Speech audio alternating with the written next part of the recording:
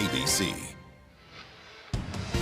And the first conference game of this SEC season is just moments away on a glorious late summer afternoon in Lexington, Kentucky, where the Wildcats and their fans are ready to host Shane Beamer and the South Carolina Gamecocks, fresh off a narrow win in their season opener against Old Dominion. That was the first career start for quarterback Lenore Sellers.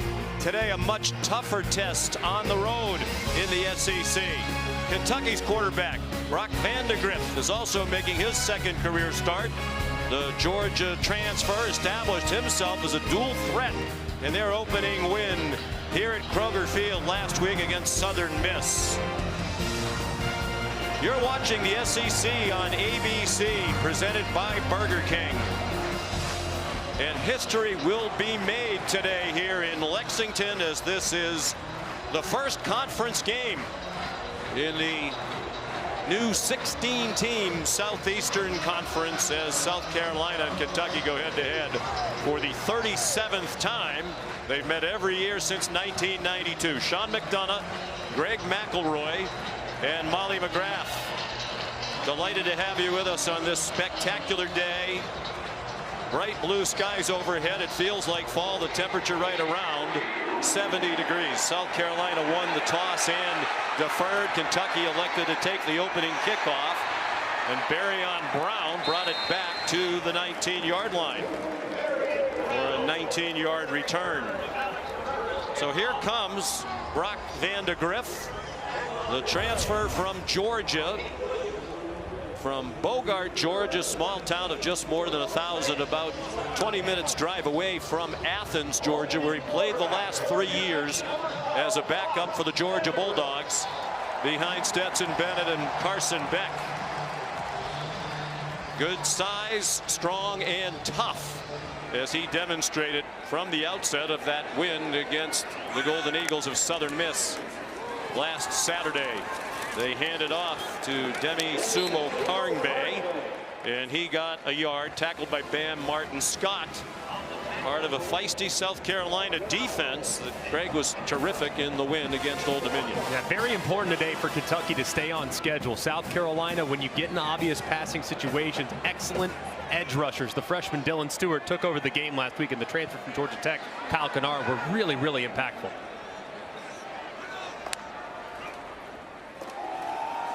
On the handoff, Sumo-Karngbaye again, and he's out to the 31 with an 11-yard gain and a first down. That's the biggest question for this Kentucky offense, trying to replace the 1,100-yard rusher from a year ago, Ray Davis. We'll do so right now with Demie Sumo-Karngbaye, who spent most of his time last year playing slot receiver.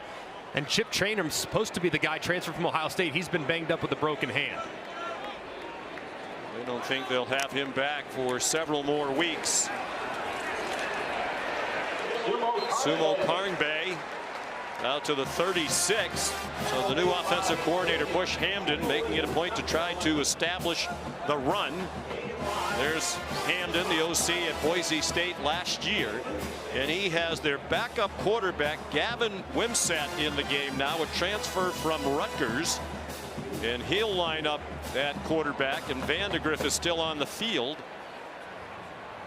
lined up to the left of Wimsatt. They fake the handoff on the jet sweep, and Wimsatt's ahead to the 39-yard line, about 2 yards short of the first down. Wimsatt goes back out. Wimsatt will be sprinkled in throughout the game plan. He's one of the most explosive players on their team with the ball in their hands. So with them being a little thin at running back, they'll utilize him as a wildcat quarterback. Third down and 3 for Kentucky.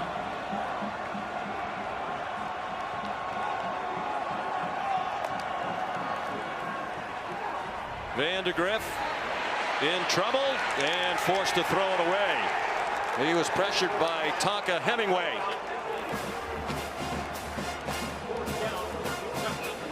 Really good rush up front there by Tonka Hemingway. It looked like had Vandagriff had a chance to move upfield just ever so slightly, could have hit Dane Key on a little bit of a corner route, which would have been a conversion, but anticipating man coverage right there and zone coverage called by Clayton White, the defensive coordinator. They just didn't guess right as the OC, Bush Hampton, settles for an incomplete. Wilson Berry on to punt. 26-year-old from Australia punting into a pretty stiff wind. And that helped knock down the ball at the 24-yard line. Fair catch made by Jalen Kilgore of a 39-yard punt. South Carolina on offense for the first time with the quarterback Lenoris Sellers, redshirt freshman from Florence, South Carolina. Unimpressive passing the ball last week, but he did carry 22 times for 68 yards. Said he was a little out of sorts, understandable in his first career start. Tends to let it rip a bit more today. They start on the ground with the transfer from Arkansas, Rocket Sanders, for a 2-yard gain. Here are today's impact players, presented by the Home Depot. Yeah, on South Carolina, got to take the pressure off their young quarterback with their running back, Rocket Sanders. Played a ton of football, and he's going against the defensive tackle in Deon Walker, who at 340 pounds is enormous in the middle of that Kentucky defense. One of the best defensive linemen in the country at 6'8", 340. Swing pass outside to Michael Smith. There's a flag down at the 31-yard line.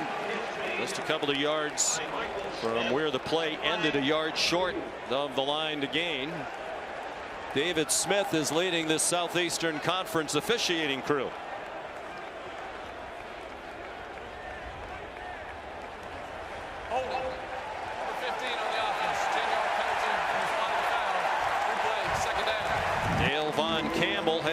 J.Q. Hardaway wiped out a 7-yard gain. And this was a big point of emphasis for South Carolina. The receivers last week on the perimeter did not do a good job blocking. And Campbell, first opportunity, working against Hardaway, who at nearly 200 pounds, almost slips inside. Campbell grabs him, and that was an obvious call by the official. Part of the very new wide receiver group for South Carolina. A short set for Sellers. He's in trouble. Managed to stay on his feet and throw it. An incomplete pass. It saved a sack. And you see how powerfully built Sellers is at 242 and very thick in the lower body. And this was a nice game on the right side between the linebacker and the defensive end, but big number 0, Deon Walker, slips right underneath the freshman Josiah Thompson, left tackle. And very dangerous there by Lenoris Sellers. Could have very easily resulted in a fumble or an interception. Well, it's 3rd down and 18. Out of the gun, Sellers. High pass and a good catch by the crosser, Jared Brown. And he scampers out of bounds, well short of the first down. It's a 9-yard gain. But South Carolina will punt after a 3-and-out on their first possession. And their punter is Kai Kroger, 5th year as their starting punter.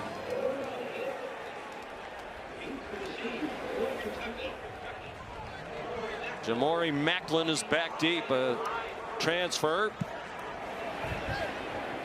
from North Texas. Backpedals and muffs the punt and gets on it inside the 20.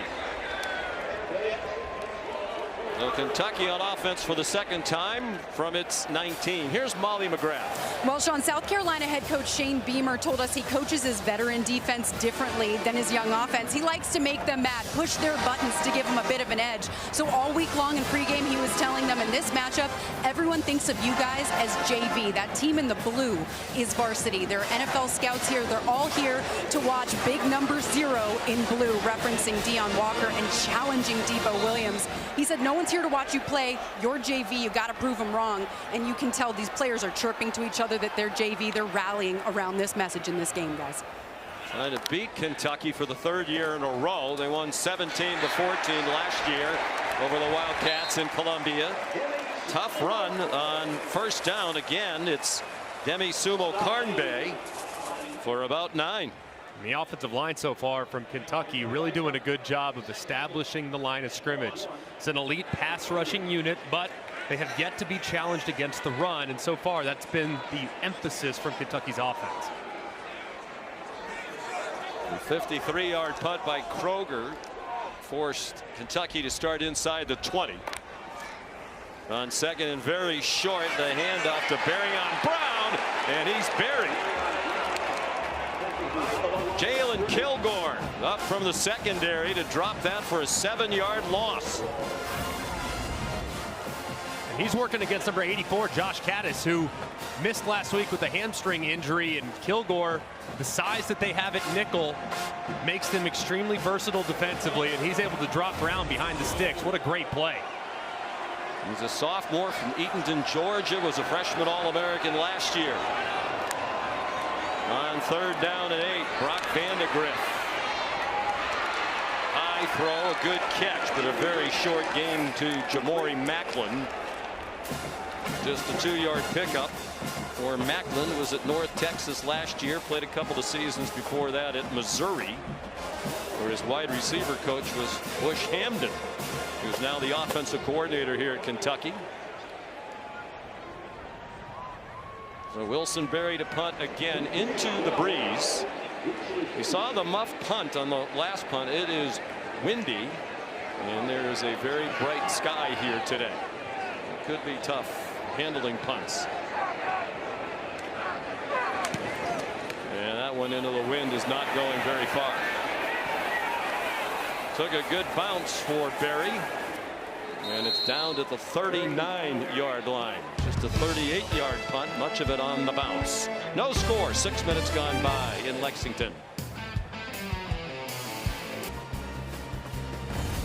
Back at Kroger Field, it is the 36th meeting all-time between these two teams. South Carolina with the all-time edge, largely because of that dominance in the early part of this century, and they won 13 out of 14. They've won the last 2. Mark Stoops and Kentucky's won 7 of the last 10 meetings. They played every year since 1992 when South Carolina joined the conference. First and 10 for the Gamecocks, and a beautiful throw through a lot of traffic. Sellers on target to Jared Brown, who fought hard to get to the 40 for a first down. A 21-yard gain on a beautiful throw. And a great throw by Sellers. I mean, Jamon Dumas-Johnson drifts right out underneath it, tries to get his right hand up to tip it, touches it barely, but it doesn't affect the accuracy. Just an excellent throw by the freshman. Sellers takes off running. His 22 carries last week against Old Dominion, the most in a game by a South Carolina quarterback since 2013, when Connor Shaw carried 22 times against Clemson. They get to the line quickly. Jared Brown again, a lot of running room as he turned the corner, but he gets yanked out inside the 25-yard line. That's 12 more. And another first down for Carolina. And again, they'll keep the pace. This has to be the plan for offensive coordinator Dow Loggins. Needs to continue to work sideline to sideline and away from the big bodies in the middle. Sellers rolls to his left, has a wide open receiver, and a touchdown. Mazio Bennett Jr., a 24-yard score. The true freshman with just his 3rd career catch. He had 2 last week against ODU, and now he has his first career touchdown. And just a miscommunication in the back end of Kentucky. The outside corner, number 6, J.Q. Hardaway, stayed on the post to the inside, which allowed the wide receiver from the slot, Bennett, wide open on the corner, and an easy throw and a terrific drive there by the Gamecocks. And the extra point up and good by the new place kicker, Alex Herrera, new to the starting job. He's been in the program for 6 years. The first touchdown catch for the freshman from Greenville, South Carolina, Mazio Bennett. And the first touchdown pass of this season for Lenoris Sellers. He did throw a couple in very limited action last year as a freshman before he redshirted. He played in 3 games last year, threw 4 passes, and 2 of them went for touchdowns. Playing behind Spencer Rattler now in the NFL. There's more college football action after our game tonight right here on ABC. At 7:30, number 14 Tennessee and number 24 NC State in the Dukes Mayo Classic neutral site game at Bank of America Stadium in Charlotte. How about Tennessee last week? Opened with a 69-3 win against Chattanooga. NC State defeated Western Carolina. It was absolutely a clinic by Tennessee. And NC State, let's not sleep on them, though. Very aggressive defense that Tony Gibson runs, going against Nico Iamaleava, who's got all the talent in the world, but has never seen this level of aggression from the opposing defense. So that'll be a fascinating cat and mouse game. Barrion Brown back for the kickoff. 4 career kickoff returns for touchdowns, tied for the all-time conference record with 6 others. And Alex Herrera will kick off. Ball being held because of the gusty wind. End over end, it is returnable for Brown. And again, good coverage by South Carolina, though somehow Brown escaped when it looked like they were going to smother him inside the 20. He managed to make it out near the 25-yard line.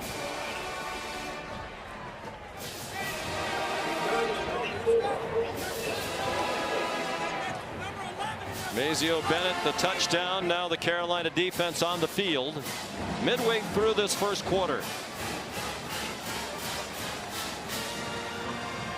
Brock Vandagriff opens in the pistol with Jason Patterson, the running back.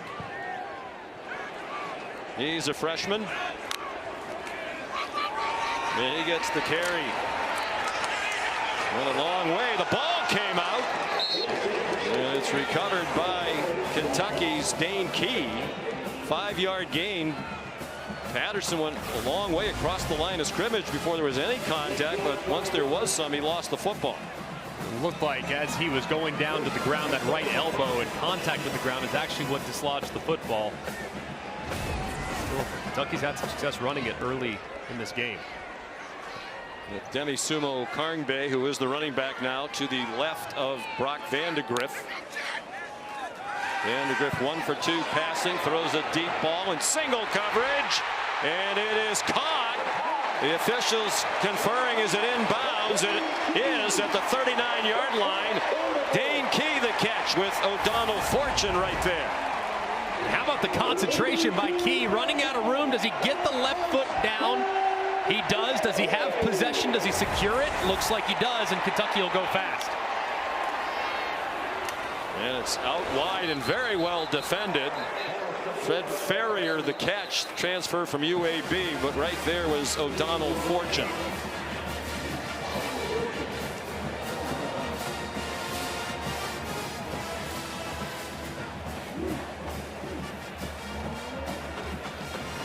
And we welcome our ABC audience to Kroger Field in Lexington, Kentucky. It's the SEC on ABC on a spectacular day here on the Bluegrass. South Carolina and Kentucky in the first conference game of the year in the SEC, and South Carolina leads 7-0, and the Gamecocks have a sack of Brock Vandagriff back at the Kentucky 48. It's TJ Sanders, part of the middle of that defense. And TJ Sanders just right around the left guard. Jagger Burton engages immediately, a little swim move, and Vandagriff can do nothing with it as he's dropped for a big loss. 8-yard loss. South Carolina had 5 sacks in its win against Old Dominion last week and 4 takeaways. It was the defense that led them to victory 23-19 against the Monarchs. Gerald Mincy, the injured player. Field in Lexington, Kentucky, where it feels like fall. Temperatures around 90 here yesterday. We had a brief thunderstorm last evening, really dropped the temperatures. Gusty winds. Brock Vandagriff and Kentucky heading into the breeze here in the first quarter. He's surrounded, lost the football, and Carolina appears to have it. Kyle Kennard knocked the ball out. And it was recovered by Kentucky by Brock Vandagriff, despite the celebrating the Gamecocks. Kentucky did get it back, but they'll have to punt. And on the right side, Dylan Stewart applying the pressure, and Kennard coming around to the backside. Both arriving at Vandagriff at the exact same time. To see who exactly knocked it free was tough to tell. But just those edge rushers, they took over the game last week and do it again today. They become a dynamic duo. They each had a strip sack that led to a score for South Carolina last week, and they shared the SEC Defensive Lineman of the Week award. Wilson Berry's third punt, a good one. They'll be down inside the 10-yard line. 47-yard punt. For those of you just joining us on ABC, South Carolina punted on its first possession, then a nifty drive on the second possession. Just 4 plays to go 61 yards. Lenore Sellers to Mazeo Bennett Jr., true freshman, his second game, his first career touchdown reception from 24 yards out. It was a really impressive adjustment by the offense for South Carolina. Started out trying to test things up the middle against Kentucky and didn't find any success in their first drive. So in the second drive, started to work sideline to sideline, get those big bodies moving, and they found a lot of success, not just through the air, but also on the ground. That drive was much more impressive than anything they put together on offense against Old Dominion last week. They had just 305 yards of offense. Raheem Sanders, the ball carrier. Deion Walker, the stop after a gain of 1. Here's Molly McGrath. Well, Sean, you guys mentioned South Carolina's offense going sideline to sideline. Their receivers coach Mike Fury called the receivers together, talked about Kentucky's corner, saying they're trying to cut everything to take away the perimeter. We have to limit the penetration of their cuts. He then showed examples on the iPad, and they're doing everything they can to open up the passing game on the perimeter, guys. The handoff to Rocket Sanders, the transfer from Arkansas. They're hoping he'll give their offense a much-needed boost. Walker was in on the tackle. Last season, South Carolina was the worst rushing team in the SEC at just 85 yards per game. Difficult spot, too, for the young quarterback. Backed up situation inside his own 10 against an excellent pass rush. Keep an eye on number 13, J.J. Weaver. He's been working on the right side, and then on the left, you'll have number 42, Tyrese Spearby, working against the true freshman left tackle, Josiah Thompson. Sellers was 3 out of 3 on the touchdown drive in the last possession. On 3rd down and 9, forced to retreat. There's whistles and flags.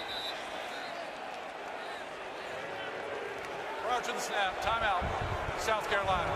They got a timeout before the flag's thrown for delay of game. Shane Beamer's team on the road in the SEC opener. Not only for these two teams, but for the conference. This is the first conference game of this season. History will be made here today, as we said earlier. First game in the 16-team conference. And we talked to both coaches yesterday, Greg, about this one in particular, and they both admitted, you know, this is a very important game. If you're going to have the kind of season both teams hope to have, this is a game you have to win. It's massive because the wins, frankly, are extremely hard to come by. I mean, to expect to beat a Georgia or a Texas, those are going to be tall orders. So to beat the teams that are kind of in the same tier as you, which these two teams are, trying to be those teams that can be the groups that can kind of punch up. So this is a massive game at home for both these teams if they want to get to an 8-9, potentially a 10-win season. Obviously, it's a tall order, but it starts today against a team that you can handle and match up against.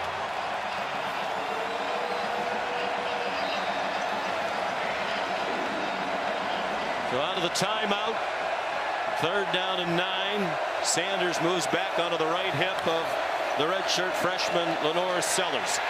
He dodges the rush a couple times. There's a flag down. The catch is made for a first down if it stands out at the 27-yard line. Well, there is a flag down back in the end zone. It's a 17-yard gain to Vandagriff Jacobs, the Florida State transfer. Holding, number 74.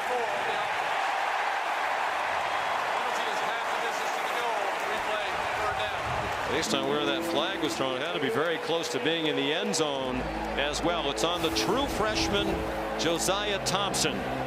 He's working against Trey Ripka. Ripka beats him upfield, and Thompson, the freshman, has to grab him around the neck, which results in the holding penalty and wipes out the converted first down. But looks like he was just on the outside of the end zone, and careful, a yard or two away from potentially being a safety. Tough task for Josiah Thompson. The coaches, Dow Loggins, coordinator, said they'll try to get him some help today in his first conference game on the road against a team that has some power and speed up front. Short set, quick throw, caught. Nazio Bennett ran into a pile at the 12-yard line. Zion Childress leading the way for the Kentucky defense. And it'll be a South Carolina punt. For Kai Kroger, remember this is Beamer ball. Shane Beamer, chip off the old block. His dad, Frank, Hall of Fame coach at Virginia Tech, known for great special teams, which he coached himself. And Shane very involved in the Carolina special teams. They ran a fake punt last week. They went for a touchdown, but was called back for a penalty. Good boot with the win by Kroger. And Jamori Macklin brought it back to the 44-yard line. 57-yard punt, 8-yard return. Brock Vandagriff from Bogart, Georgia. He told us about a 20-minute drive from Athens and the University of Georgia, very small town. He was highly recruited out of Prince Avenue Christian School, where he played for his dad. Sat 3 years at Georgia, 2 behind Stetson Bennett. They won a pair of national championships last year behind Carson Beck. And when Beck decided to return for another year, Brock and his dad Greg decided it was time for Vandagriff to go someplace where he could play. Greg was Brock's high school coach at Prince Avenue Christian School. Brock in trouble and throws it away. Kari Swain came on a corner blitz. They're looking for a grounding call on the South Carolina sideline. And they're going to get it. Flag just dropped by the referee, David Smith. And it doesn't look like Vandagriff ever gets outside the tackle box. He just retreats vertically along that right hash. Throws it with not really any receiver in the area. And the good job there by the officials talking about it, having that communication, and properly throwing the flag.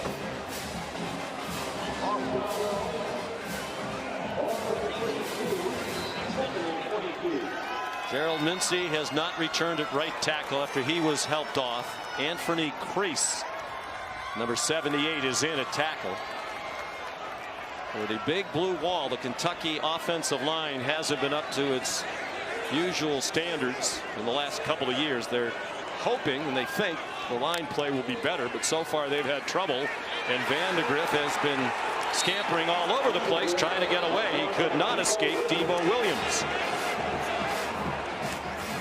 And clearly he is rattled already, Greg, and understandably by the constant pressure from South Carolina. And they tried to call a quarterback draw. This actually hurt South Carolina on a 44-yard gain last week for a touchdown.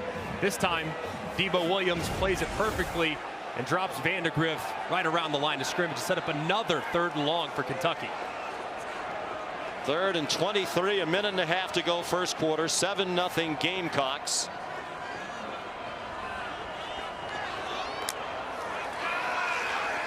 Vandagriff stumbles as he tries to get away, and they had him around the legs as he threw it again. Dylan Stewart, the true freshman who has already established himself as a force out of Washington, D.C., a newcomer for Clayton White, the defensive coordinator. All right, you have 3 different guys right here that are all trying to block a true freshman. He works through the triple team, basically, and still somehow finds a way to apply the pressure. I mean, that is absolutely ridiculous. I know the starting right tackle is out, but still, they're trying to help him, and yet it still doesn't matter against the guy in his 2nd college game. Wilson Berry's 4th punt of the quarter, and he's had to be dealing with the gusty wind.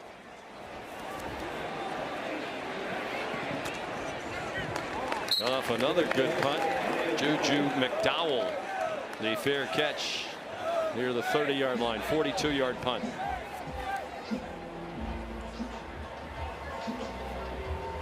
There's the Taco Bell Live Más student section. All season long, students across the country are competing to be the Taco Bell Live Más student section of the year.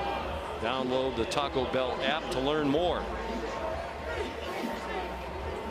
The weather is perfect. If you like perfect, you're going to like the weather today. If you don't like perfect, this is not the place to be. Right. When the sky is the same color as the home team's uniforms, you just feel like you're at home, right? I mean, it's just absolutely perfect here in Lexington. Robbie Ashford, the backup quarterback, comes in for Lenora Sellers. He handed it off to Juju McDowell. Ashford is a transfer. He's been around a couple of years at Oregon. The last couple of years at Auburn, where he made 2 starts, and Lenora Sellers is heading to the South Carolina locker room. You have to wonder what's going on with Lenora Sellers. There really wasn't a whole lot, felt like, on the last drive that would lead to him having to head to the locker room. You have an experienced backup in Ashford in there. He handed it off. A lot of traffic here where the handoff was executed. David Rayner made the tackle on Ashford, who started 10 games over the last 2 years at Auburn, 1 last year, 9 in 2022. They went 3-7 in those starts. They don't have to snap it again. You saw Shane Beamer telling Ashford, don't bother to snap it again.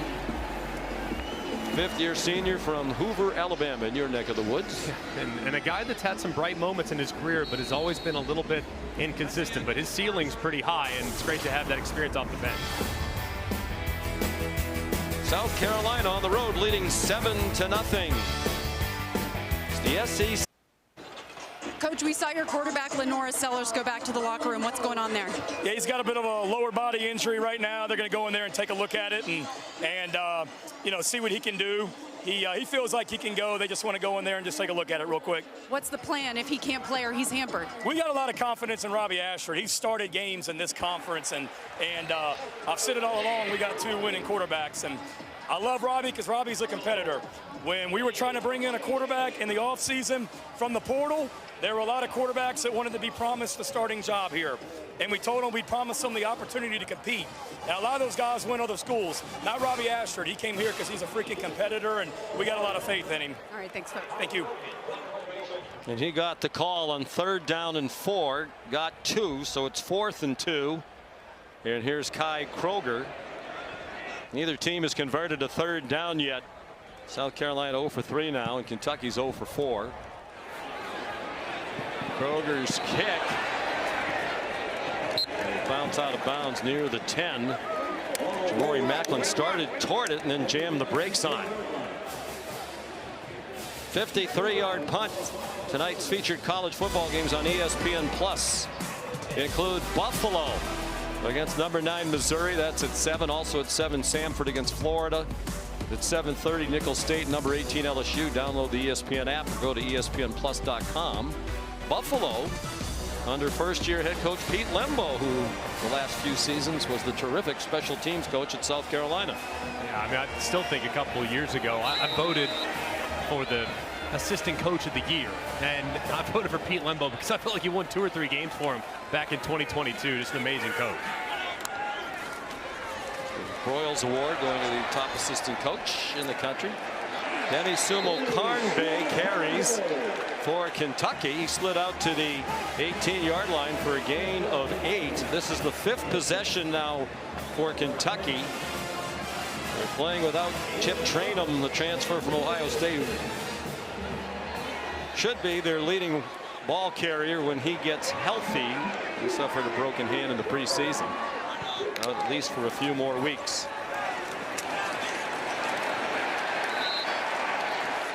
Sumo-Karngbaye has the 1st down with a 4-yard gain. Bakari Swain made the tackle. It's really kind of been the story for Kentucky. Sumo-Karngbaye's been very efficient so far today. He's averaging over 6 yards a carry, and Kentucky's kind of been their own worst enemy. They've kind of abandoned the run between the tackles way too soon. They've had some success with it, and they're allowing the speed of South Carolina put a lot of pressure on their passing game, which resulted in negative plays.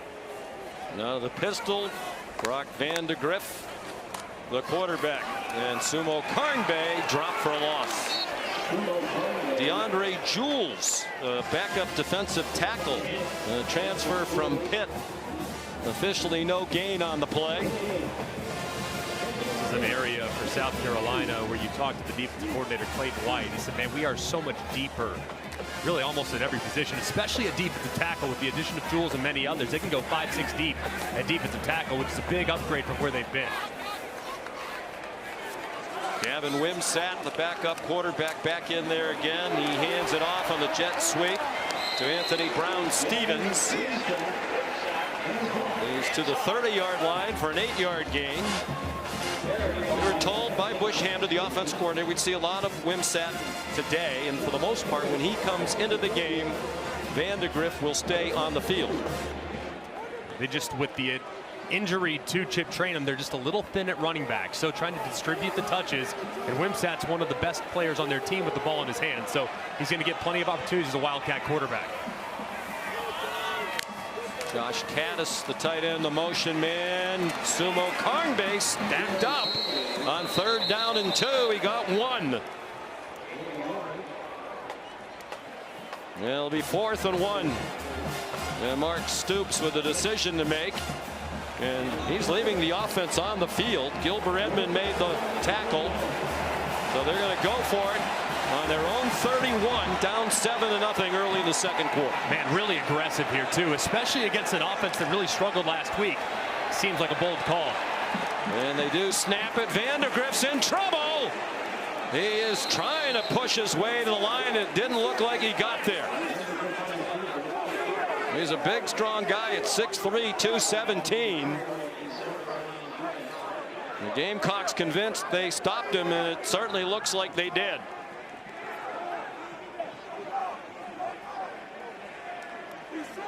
They did. They don't even need a measurement. 1st down, South Carolina.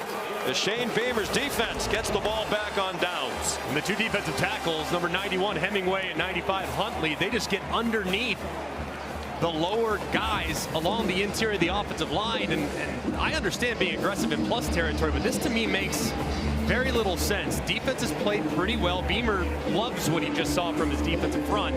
You have a backup quarterback in the game for South Carolina. Just can't be on board with going for it in your own end right now and now giving them the short field. Certainly the Gamecocks were looking for the keeper for Vandagriff. They had a big pile right over the center and guards. The veteran offensive line on both sides. South Carolina's O-line has 154 combined college starts. Robbie Ashford still the quarterback. Rocket Sanders tried to bounce it outside and could not get there. Good tackle in space by Zion Childress, the senior from Houston, transfer from Texas State where he played a couple of years, and Lenora Sellers is back on the field. Hopefully he'll be all right. It doesn't look as though he's running with any limitations whatsoever. He kind of pointed to the right side, right hip area when he went off the field initially, so hopefully everything checked out for the quarterback. Ashford on a quarterback delay. Looked like a design run for him. And it's effective. He's inside the 15. And it's a 1st down for South Carolina.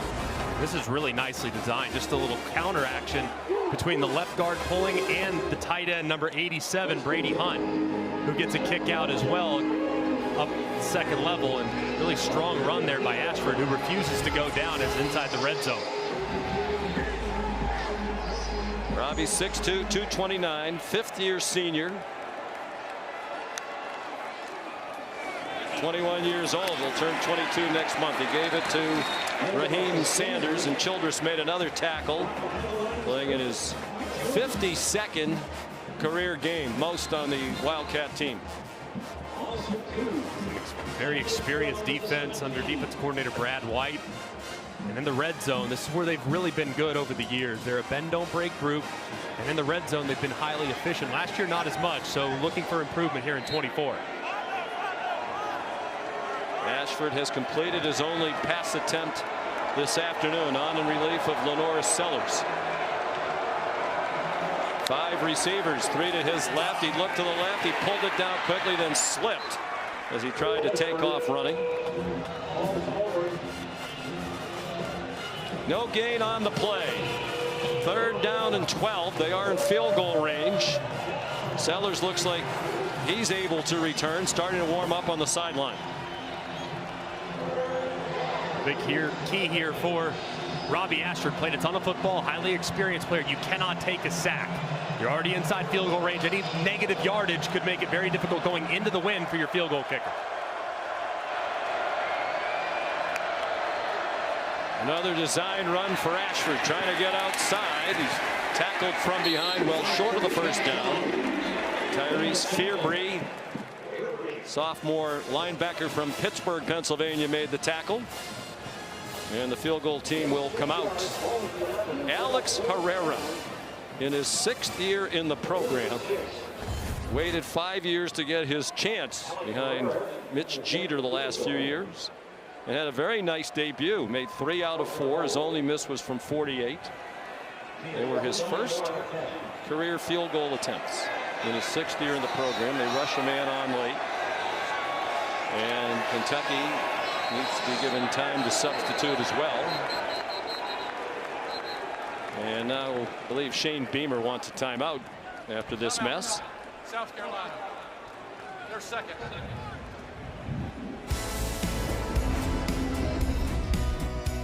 8:10 to go, 2nd quarter. Beamer and the Gamecocks leading at Kentucky 7-0. Some alert coaching by Mark Stoops and his staff forced South Carolina to use a timeout. And now a 29-yard attempt upcoming for Herrera.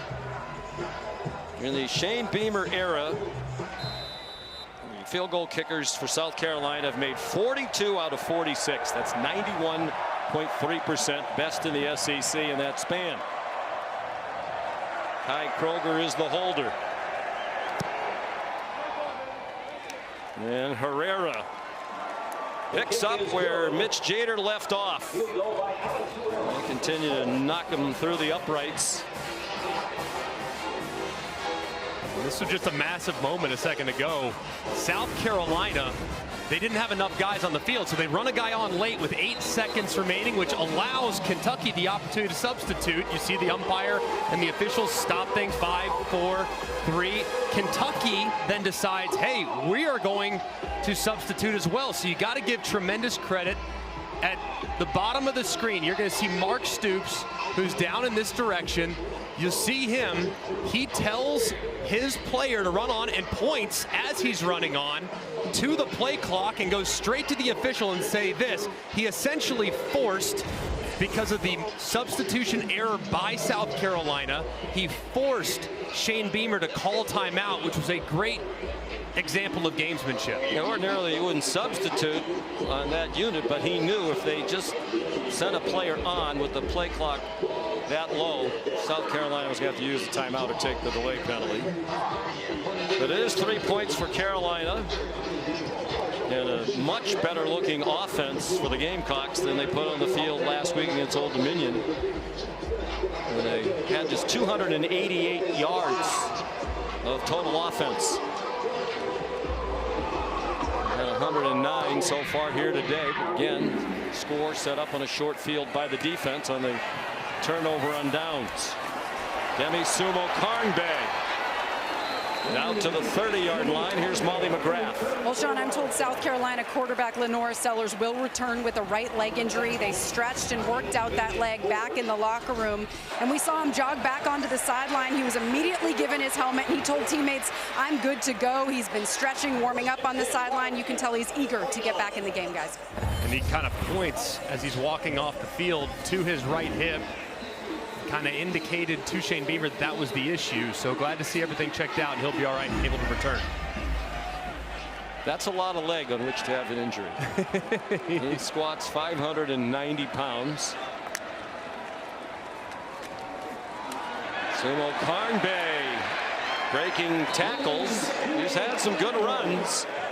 Not going to be an explosive home run threat, but if he can keep giving them 8 or 9 with regularity, they'll take it. And it looked like as he was going through the hole might have gotten away with a face mask by Bam Martin Scott, whose right hand was up into the grill of Sumo-Karngbaye. Got away with one there. 9-yard gain out of the pistol. They stick with Sumo-Karngbaye, senior from Willingboro, New Jersey. Started his career at North Carolina State, played a couple of years there, and is now in his second season here in Lexington. Primarily played slot receiver last year because they were a little inconsistent, at times banged up. They brought in Chip Trainum to be the bell cow and Sumo-Karngbaye to be the change of pace guy, but now he's been thrust into the role and has answered today. Big shoes to fill. They've had a lot of terrific running backs here under Mark Stoops, including Ray Davis last year. Quick hitter, Demie Sumo-Karngbaye ran into Bam Martin Scott in a 6-name collision. 9-yard gain. They have not been the big comeback team since 2020 when trailing by 10 or more. 1-18. The only win against Louisville in 2023. And one of the highlights of the Stoops era, they've defeated their in-state rivals, the Cardinals, 5 years in a row. Jason Patterson, the freshman, banged out of bounds by Nick Eamon-Wari, the free safety. But another quality gain on the run. 8 yards. Kentucky continues to have some success running the football. Just got to avoid those big negative plays, which has really kind of disrupted the rhythm of the offense. But here on the 2nd and short, I might go big play action, see if I can't throw it over the top in an aggressive safety.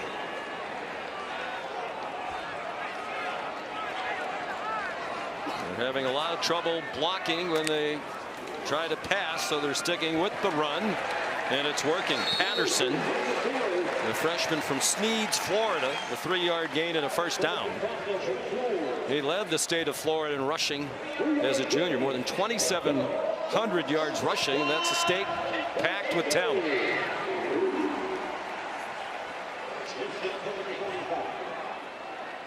Just 5 passing yards for the Wildcats. Or 5 attempts rather, for 30 passing yards. Getting used to these very handsome new graphics on the SEC on ABC. Patterson carries again to the 29-yard line. 6-yard gain. The crowd likes what they see on this drive. Very efficient drive being called here by Bush Hamden, the new offensive coordinator.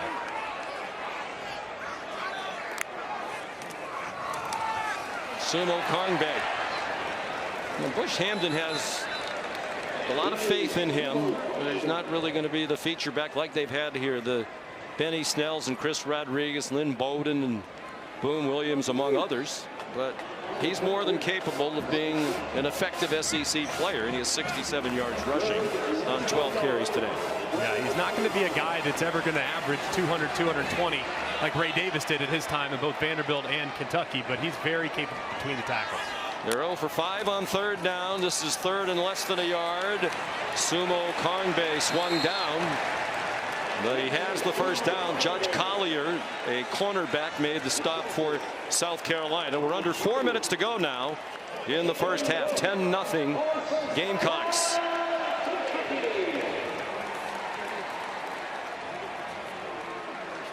It is clearly a salty South Carolina defense. That's evident after 6 quarters of this season. In their win last week against Old Dominion, they had 2 strip sacks inside the 10-yard line. It set up 2 very short touchdown drives, including the game winner in the 4th quarter. Patterson tripped up. He made it to the 19-yard line. 4 more on the ground.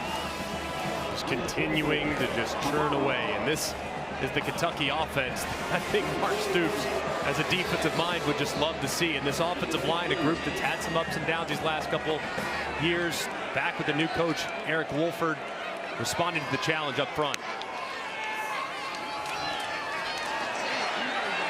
Patterson yanked down by Bengali Kamara, another transfer from Pitt, where he played a lot. Had 120 career tackles. He's been banged up a little bit, didn't play much in the opener. he'll play a lot today. Big play here for Kentucky's offense, even with how efficient this drive has been and staying on schedule running the football. If South Carolina could somehow get a stop, that's going to feel like a win for the Gamecocks. 11th play of the drive. The first 10 have all been runs.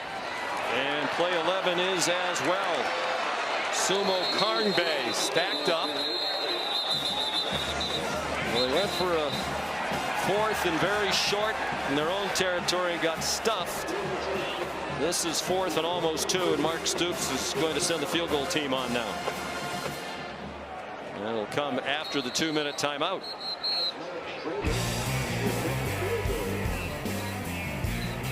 Clock operators still getting used to that as well as we adjust to the graphics. It's early in this season on a beautiful day here in Lexington, Kentucky. From Lexington, Kentucky, Kroger Field, formerly Commonwealth Stadium, renovated in 2015. And it is an outstanding venue for college football. And the site of the first conference game of this SEC season. South Carolina leading 10-0. Alex Rayner trying to get Kentucky on the board. It's a 32-yard attempt. Wilson Berry, the punter, is the holder. Rayner made his only field goal in the opener against Southern Miss from 41 yards. He's 11 out of 12 as the Kentucky kicker, and that one's good. So the Cats are on the scoreboard. 1:55 to go in the first half. Sean, back to you. Hello, Greg. I was hoping for Greg's sake that tradition was going to end at the end of last season, but apparently it has not. Oh, goodness. Just low-hanging fruit from the studio. Aiden LaRosse kicks off after Kentucky's field goal. Capped a 57-yard drive. They had 51 yards total on their first 5 possessions. Here's a look at coverage where it counts, presented by T-Mobile.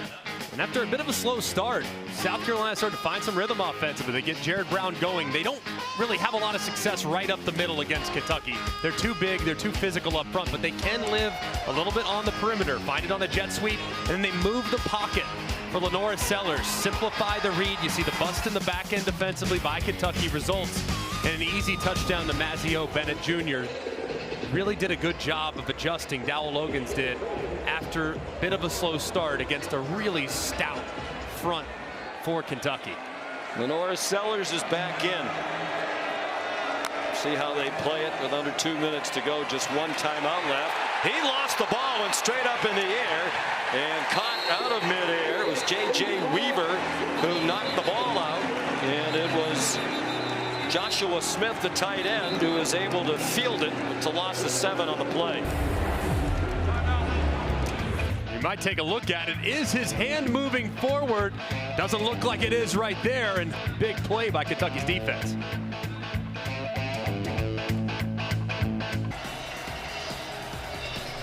What a very exciting tournament that has been. Jessica Pegula, an American, is in the women's final as we speak. After the Kentucky timeout, Mark Stoops wants the ball back. Lenora Sellers, high throw, intercepted. Ty Bryant brings it back inside the 30. His first career interception for the sophomore from right down the road here in Lexington, Frederick Douglass High School. And a lot of zone defense from Kentucky. You see all the defenders with eyes in the backfield just reading where Lenora Sellers is looking, and he makes a big mistake. Really, really bad throw, bad decision in this situation, end of half situation, under 2 minutes, trying to force it, misses high. And there's a defender waiting right behind it, and Ty Bryant, who reels it in, now has Kentucky knocking on the door. What a huge change there at the end of half. First interception of the season thrown by Lenora Sellers. And the reality is both offenses have been poor. South Carolina has 102 yards of offense. 61 was on that one touchdown drive. Kentucky has 108 yards of offense, 57 on the last possession that ended in a field goal. Vandagriff's been scampering for his life the entire half. He picked up 3. They have 2 timeouts left with 1:25 to go in the half. Don't be in a crazy hurry just yet. You're already in a good spot. The one thing you have to think about if you're Vandagriff, veteran player, but not a lot of starts, not a lot of playing time under his belt, cannot take a negative play right here and knock yourself out of field goal range. Demie Sumo-Karngbaye, the running back. Vandagriff kept it, and it's a good thing he did because that jet sweep got blown up completely. Barion Brown ran into Dylan Stewart. It was Demetrius Knight who made the tackle on Vandagriff. Clock still running, 45 seconds in the half. And a long time to get the play in here for the Wildcats. They've run the ball in 18 straight plays. They cannot block the South Carolina pass rush, and that was Bush Hamden's biggest concern entering the game, particularly Kennard and Stewart. Short set and an off-target throw. Dane Key lunged for it. Couldn't retrieve it with Judge Collier in coverage. And the offense continues weak. They're now 1 out of 8 on 3rd down. I think you have to give credit to both defenses, really. These are 2 very good defensive units. Excellent groups, especially along both lines of scrimmage. But that throw just off the mark there from Vandagriff on a pretty critical 3rd down. Alex Rayner now with 332 career points. 2nd among all active players. He's in his 2nd year at Kentucky. He spent 3 years at Georgia Southern prior to that. Outstanding in both places. That's a 39-yard field goal. He's now made 58 3-pointers in his career. It's 10-6. Successful field goal.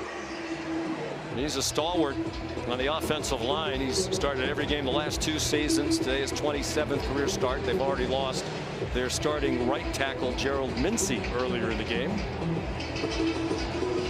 So 19 seconds to go in this first half.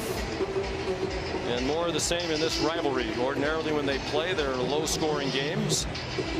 Last year it was a 17-14 South Carolina win in Columbia. Aiden LaRosse kicks off. Transfer from Tennessee Martin. He was at Charlotte before that. Even the kickers are going to 2 or 3 or more schools. In this era of college football, Juju McDowell, the kickoff return 17 yards. Kind of what we expected. If you're an offensive enthusiast, you're not getting what you like. But we came into this knowing, 2 very good defensive teams, 2 inexperienced quarterbacks. Yeah, and 2 defensive lines that can just take over the game. And it's been difficult, really, to get a whole lot going offensively without taking 2 steps forward and then 1 significant step back. So now, for both offensive coordinators, Bush Hamden of Kentucky and Dow Loggins of South Carolina, you got to figure out a way here in the second half to avoid those massive negative plays that give the momentum to the defense and basically force you to punt the ball. Lenora Sellers took a knee. I mean, South Carolina ends that with just 101 yards rushing after a mere 288 last week against Old Dominion. Kentucky not much better, 115 total yards. South Carolina will get the second half kickoff. 10-6 Gamecocks. We'll send you to the studio for the State Farm halftime report after this message and a word from our ABC stations. And down on the other side, Demie Sumo-Karngbaye for Kentucky really had a lot of rhythm running the football between the tackles. Aiden LaRosse kicks off. It'll be the touchback.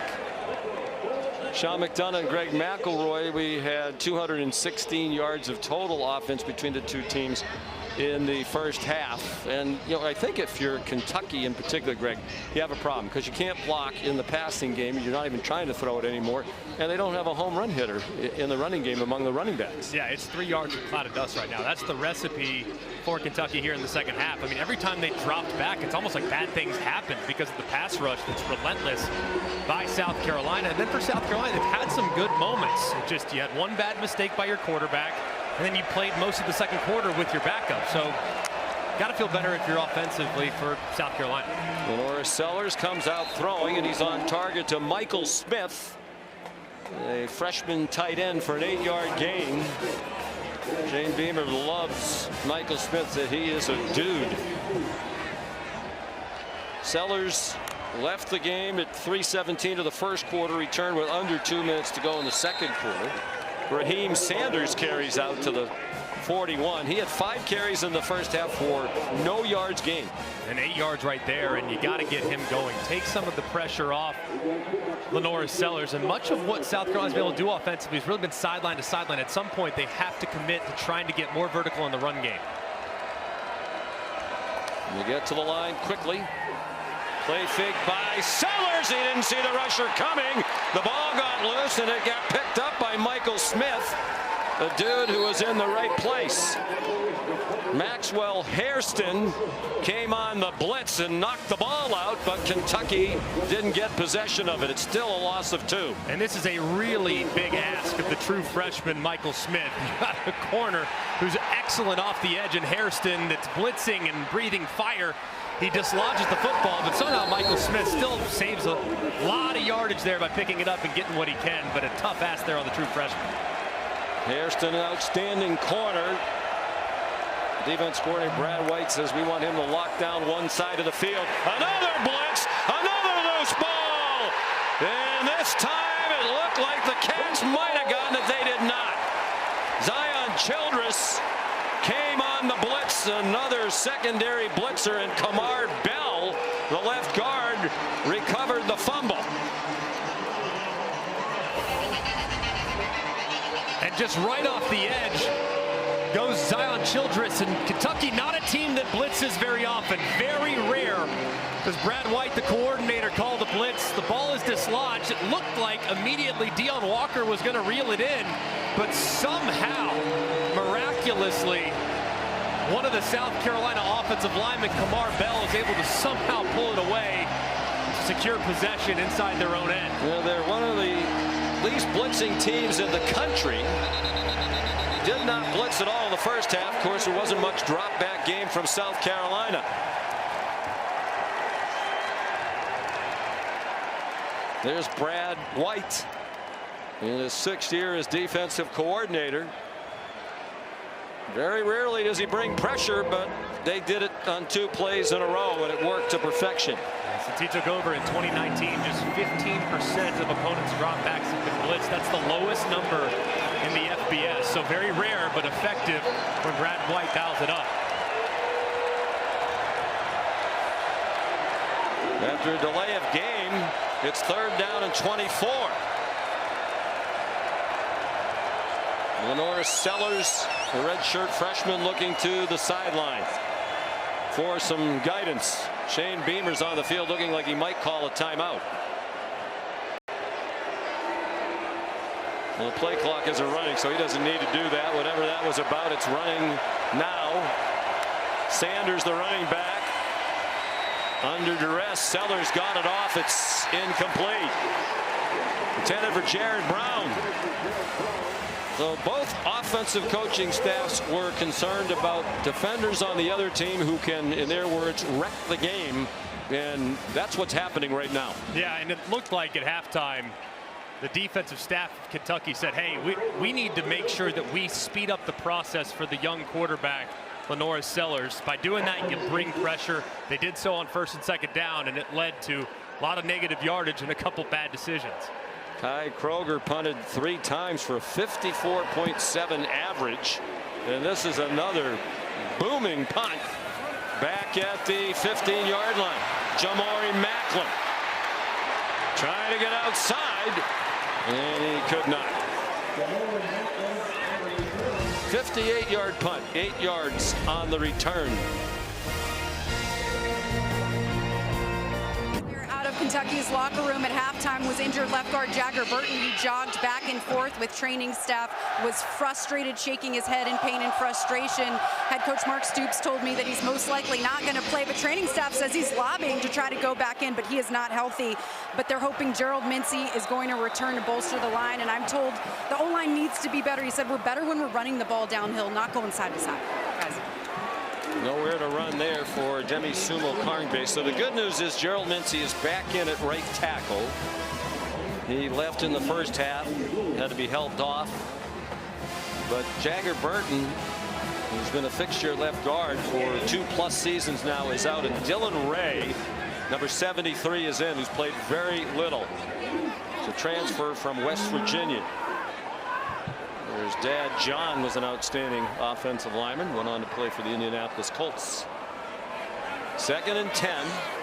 Sumo-Karngbaye rushed for 73 yards in the first half. His career high is 79. Vandagriff under duress. Intended for Dane Key. The pressure came from Kyle Kennard, the transfer from Georgia Tech, who's made an immediate impact at South Carolina. And these two edge rushers have been outstanding. Even in the first game last week, Kyle Kennard and Dylan Stewart here in obvious third downs. So tough on the quarterback, especially a young quarterback like Brock Vandagriff. I'd be thinking screen. I mean, something to slow these guys down who are just breathing fire off the edge. In the second quarter, Kentucky ran the ball 19 times and threw 1 pass. They're 1 for 8 on third down. Here comes the pressure, and Vandagriff goes down. He might be starting to think, you know what, it wasn't so bad standing on the sideline watching Stetson Bennett and Carson Beck play. And just 2 Gamecock defenders right up the middle in the A gap. As soon as you see the left movement of the center, Eli Cox, that frees up the linebacker to drop back. You just don't. You're not able to hold it long enough when they bring that internal pressure, especially with the running back in protection. Vandagriff's got nothing. He's got to go down to take the sack. The 4th for South Carolina. They had 5 in the opener against Old Dominion. And 37 yards lost by Kentucky on the sacks. Wilson Berry punts, and a good one. Juju McDowell taken down at the 42. 49-yard punt, 2-yard return. Maxwell Hairston, the tackle on special teams for the Wildcats. Time for the Aflac trivia question. Mark Stoops has 74 wins as Kentucky's head coach, now in his 12th season. That's most in school history. Who is second on that list? 12 seasons, by the way, is now the longest tenured head coach in the Southeastern Conference, with the retirement of Nick Saban. Can we already go ahead and anoint Coach Saban as the Rookie of the Year in television for I think that's a safe 2024? Boy, he is terrific on game day. Here's Raheem Sanders, wiggles his way to the 46. A gain of 4. Had a rough year last year at Arkansas. Injured his knee very early. Also suffered a shoulder injury. Had surgery on both. A little out of shape when he arrived in Columbia, but he has worked very hard to get back in great shape. And you saw that in the opener when they used him with regularity in a career high 24 carries in the 94-degree heat and humidity of Columbia last week. 4 more there. Here's Molly. You mentioned Rocket Sanders' 2 off-season surgeries. He dedicated himself this offseason to get back into playing shape. Only player to stay in Columbia over the summer. He was there working out and training 6 days a week, doing bear crawls. He lost 20 pounds, 6-7% body fat. He says he's in the best shape of his life. Go out of 5 on third down, and they're now 0 for 6 as Lenore Sellers got collared a yard short of the line to make. Shane Beamer's right on the line of scrimmage, talking to his coaches about what to do here. And just a run through at the second level, the offensive line of South Carolina just doesn't quite pick it up as the left guard, Kamar Bell, tries to kick out Rayner, and just Rayner makes a play behind the line of scrimmage. Deion Walker at the bottom of it, then lined up as if they're going to go for it. Interesting decision if they do in this defensive struggle. They run Brady Hunt a tight end, trying to get movement, and there is a flag.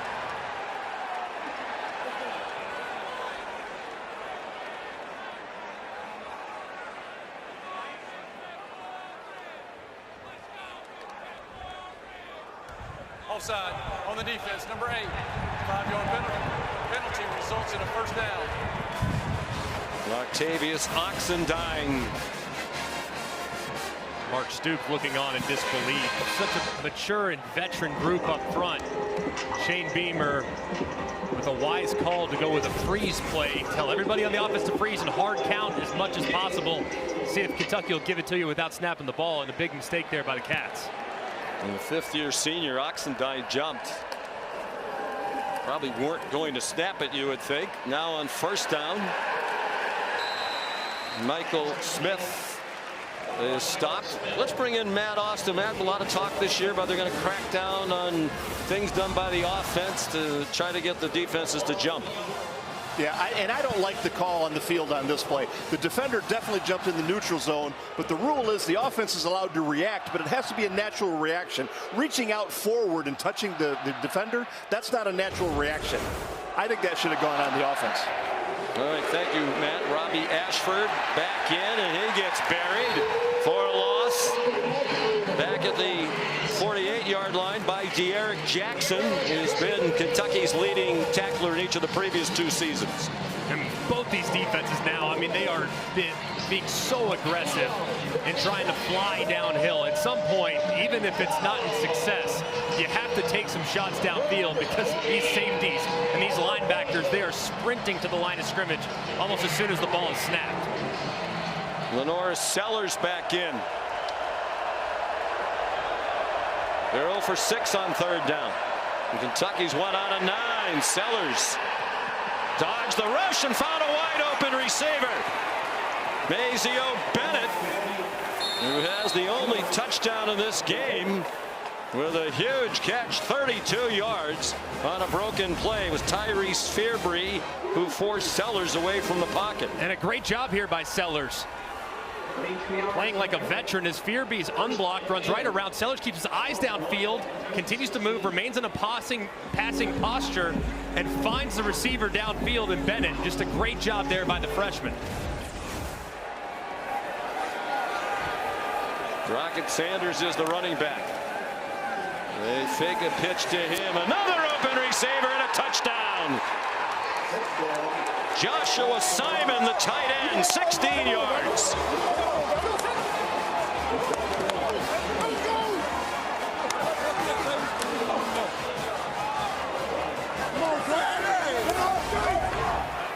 Well, I've said for a while that these guys are starting to fly downhill. They don't fly downhill, but look at Sellers fake the pitch to Rocket Sanders, gets the defenders to bite just ever so slightly and floats it right up and over the top of the zone for the touchdown. That was really well executed by Sellers and a great call by Dowell Logan.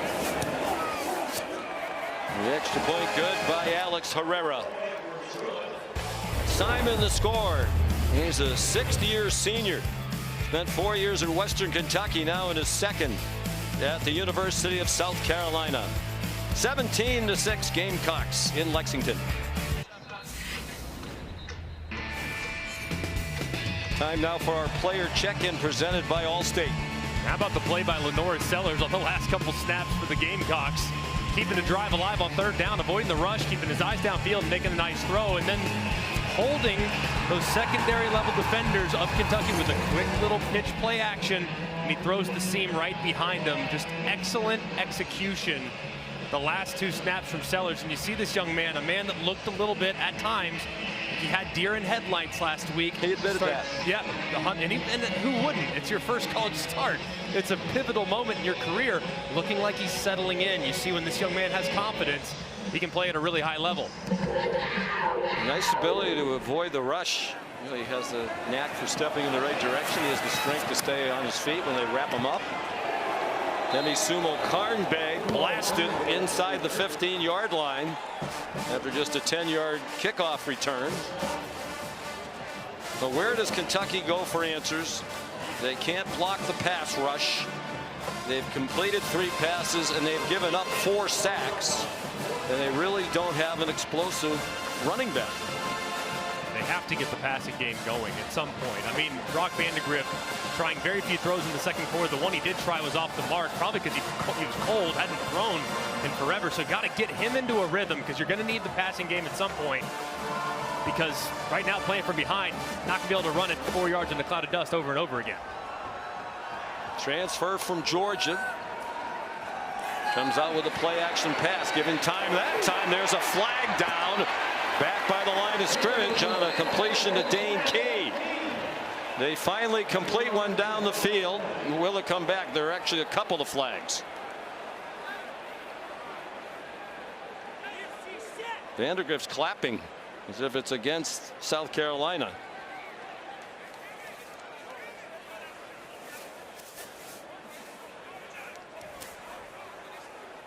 There are fouls on both teams on the play. Illegal shift on the offense. Players were set prior to the ball being snapped. Personal foul, hands to the face, number 90 on the defense. Those fouls offset will replay first down. Wiped out a 24-yard play. TJ Sanders called for the hands to the face. I mean, that is just massive. I mean, the illegal shift is so correctable. He has the tight end on the right side of the line of scrimmage that's moving as he sends the motion. If you watch Dingle, 85, he's going to scoot straight back as they bring the motion. So two guys are moving at the same time. So not only is this a massive play, you wipe out a huge completion plus 15 yards on top of it. So for that 5-yard shift, it's really almost 30 yards of field position. Took down a 24-yard gain. Sumo-Karngbaye with another flag down at the line of scrimmage. Is this going to wipe out an 8-yard gain? Actually got 9. Bam Martin Scott the tackle. Holding on the offense, number 73. Penalty is half the distance to the goal. Replay first down. It's Dylan Ray, the backup, who has come in for Jagger Burton at guard. He was engaged with TJ Sanders there, and as the back gets to the outside, he grabs the left shoulder, the right shoulder, excuse me, of Sanders, and the center judge is able to see that pretty clearly. And just two huge mistakes from Kentucky out of the gate. They actually had a couple of effective plays. 2 plays that would have been a combined 33 yards wiped out because of the flags. They're back on their own 6, 1st and 16. Running room for Sumo-Karngbaye. There's another flag down at the line of scrimmage. Fans booing the officials, thinking that this is going to be another call against Kentucky. Holding, number 69 on the offense. Penalty is half the distance to the goal. Replay first down. Marcus Cox, the guilty party, 7th year offensive tackle. This is just brutal by a guy that's played a ton of football. It's almost like he comes out a little bit too flat. Bryant Thomas works right around him, and he grabs him by the horse collar behind to have a big holding call. Just bad footwork there by the left tackle Cox. It's about as frustrating as it gets for Kentucky. That took down a 13-yard play. They've had 46 yards in games wiped out by the penalties. It's still first down and 19. Sumo-Karngbaye knocked down by Debo Williams for a loss of 1. 5th-year senior out of Smyrna, Delaware. When he came out of Smyrna, he was heading to the University of Delaware. Didn't have any Power 5 offers, but they shut down the 2020 season because of COVID. He never played for the Blue Hens. Came to South Carolina and has emerged as a first-team all-conference linebacker a year ago. Has really become a force and worked all off season to become more mobile, more flexible, and has become a more rangy player as a result. They're on the 2. This feels dangerous for Kentucky. 5 minutes to go, 3rd quarter. Just a 3-man rush, and still Vandagriff in trouble. Throws it high, and it's almost picked off. Desperation throw, trying to get it to Josh Caddis, the tight end. Even when they rushed 3, it was almost a disaster for Kentucky. O'Donnell Fortune was in coverage nearest Caddis. And DeAndre Jules just working against Eli Cox, the center. I mean, swims it to the right and then back to the left and forces the errant throw that was nearly intercepted. Cox considered to be a good center. 2nd team all-conference a year ago. Making his 37th straight start. They're 1 out of 9 on 3rd down. It's 3rd down and 20. Three-man rush and a high throw over the receiver's head. It was almost intercepted by a diving Vicari Swain. And now they're not booing the officials. They're booing this Kentucky offense. So frustrating there from Kentucky. I mean, to give up pass rush against blitz or against four-man pressure, that's understandable, especially against a group like this. But to make mistakes on 3 consecutive plays and to give up pressure against a 3-man rush to a nose guard in the 7-man protection, it's almost inexcusable. Wilson Berry punting for the 6th time.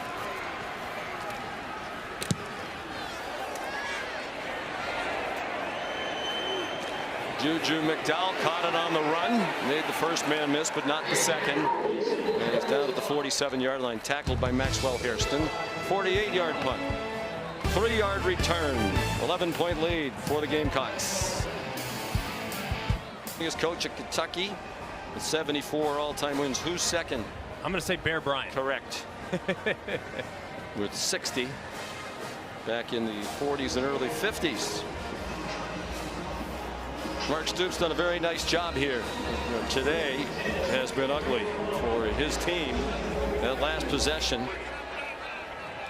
was officially minus 10 yards, but they had 3 penalties that wiped out 46. And if you're wondering why the ball's on the 43, they also had a penalty on the punt for an illegal shift. So South Carolina took the penalty yardage on the end of the play. Pass from Lenora Sellers through the hands of Rocket Sanders. Sellers was originally committed to go to the University of Virginia when Brocco Mendenhall left as head coach. The offensive coordinator of Virginia, Robert Anai, quarterback coach Jason Beck were going to Syracuse to work for Dino Babers. So Sellers committed to Syracuse. He hands it off here to Sanders. And after a very good senior season, there's a flag down on this play too. South Carolina came after him hard, and he decided he wanted to stay close to home.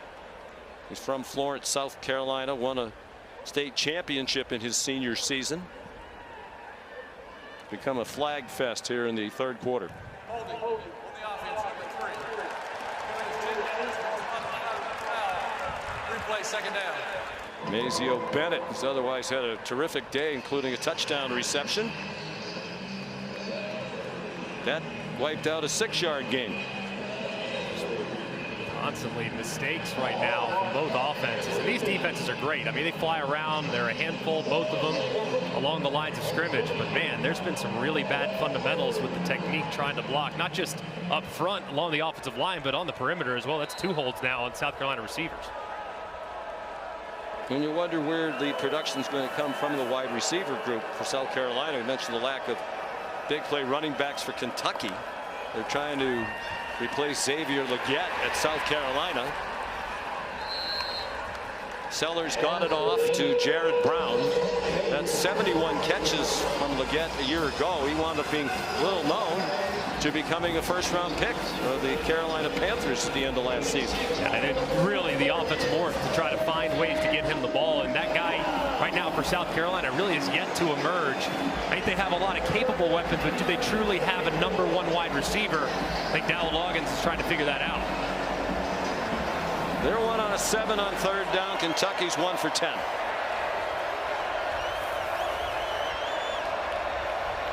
Bennett went in motion and came back. Sellers a clean pocket, pulled it down, and then completes one for a 1st down. Out of bounds at the 31-yard line. Jared Brown with DJ Waller Jr. making the tackle. A gain of 13, and their best cornerback, Maxwell Hairston, is on his way to the Kentucky locker room. Potentially a big loss to a guy that's been so effective in intercepting balls and kind of changing the momentum of the game. So potentially a big loss there for Kentucky. Straight ahead, Rocket Sanders to the 27. Molly? Yeah, Sean, Maxwell Hairston was really emotional, throwing his helmet in frustration and pain on the sideline. He was dealing with an apparent left shoulder injury. He's going back for further evaluation. I'll keep you updated as soon as I know more. Big loss for Mark Stoops. He mentioned earlier that Brad White, the coordinator, said Hairston's the guy who they count on to just lock down one side of the field. 5 career interceptions. He had 2 pick sixes in a game last year.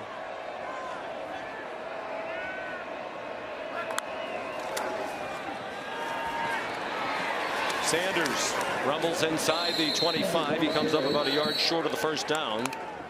DJ Waller, another tackle. He is in there for Hairston, the backup corner who transferred to Kentucky from Michigan. Big down here for Kentucky's defense, forcing a field goal after really South Carolina had great field position after the terrible drive by their offense. Forcing them to settle for 3 would be absolutely massive to kind of swing momentum back onto their side. De'Aaron Jackson came off the field, as you saw. He's been their leading tackler the last couple of years. So Kentucky defending a 3rd down and 1 with 2 minutes to go in the 3rd quarter. Trying to stay in the game without a couple of their best defensive players on the field.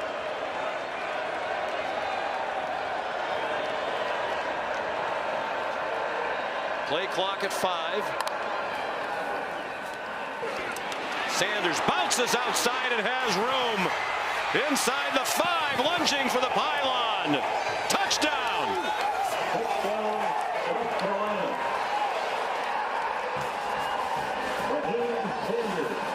22 yards for Raheem Rocket Sanders, and South Carolina is pulling away. And how about South Carolina's back? Rocket Sanders looking a little bit like the Arkansas version of himself from a couple of years ago, as the progressive pylon cam shows that ball crossed the plane.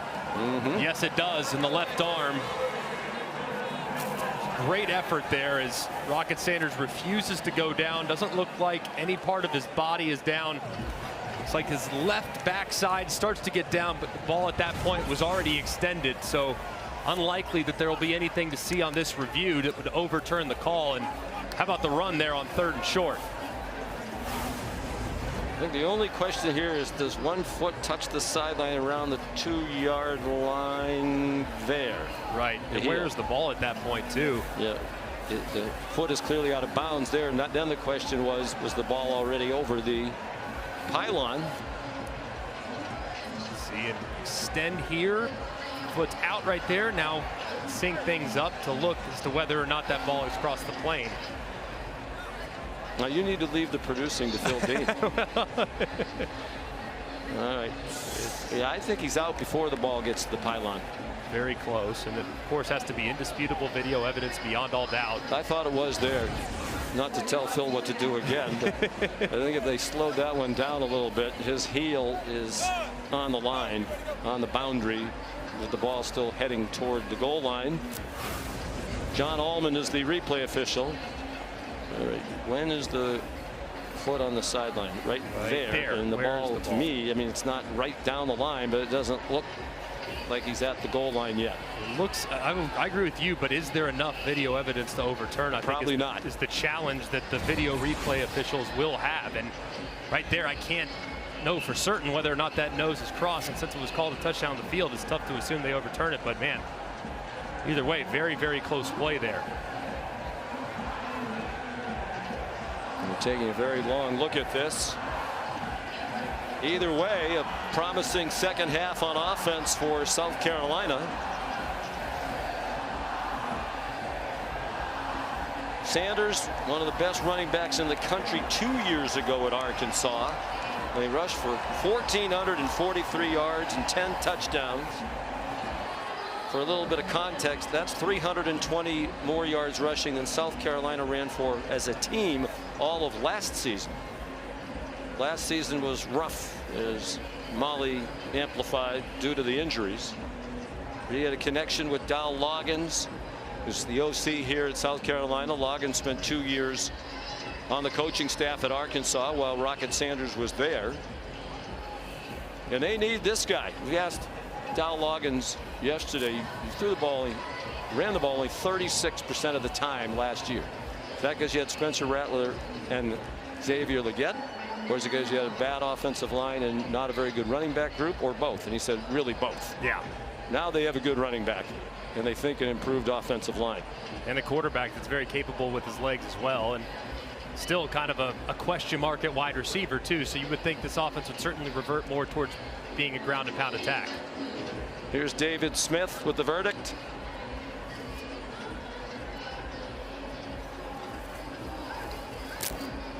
David's not a big rush today. Just get a lot of use out of that communication system to talk to the other officials. All right. After further review, the runner was out of bounds prior to the ball breaking the plane of the goal line. The ball will be placed at the 1/2 yard line. First down. Well, I'm not sure it was conclusive, but I think if we both had to bet the house, we would bet that they got this right. I would think so too. I would agree, and it was close for sure. It was a great effort. Now with this new lease on life, what can Kentucky's defensive line do? First and goal for South Carolina. South Carolina 112 yards of offense in this quarter, more than the 101 they had the entire first half. Sellers trying to follow a lead blocker. He got driven back. I think they'd have him push it into the end zone a lot around the goal line, as strong as he is, particularly in the lower body. 240 pounds. I mean, downhill run type of run right there. He was a little bit slow to hit it. Never really developed any forward momentum. So would think on these next couple carries, if he gets a chance, he's going to put his foot in the ground and be aggressive and attack that line of scrimmage at 100 miles an hour. We spoke with the Kentucky coaches yesterday. Brad White said Sellers reminds him of Anthony Richardson, which is a big compliment. Flag thrown. Raheem Sanders clearly got into the end zone that time. Well, there's a flag thrown. And this replay review could turn out to be big if South Carolina winds up not scoring a touchdown. On the offense, number 87. 10-yard penalty from the previous spot. Replay, second down.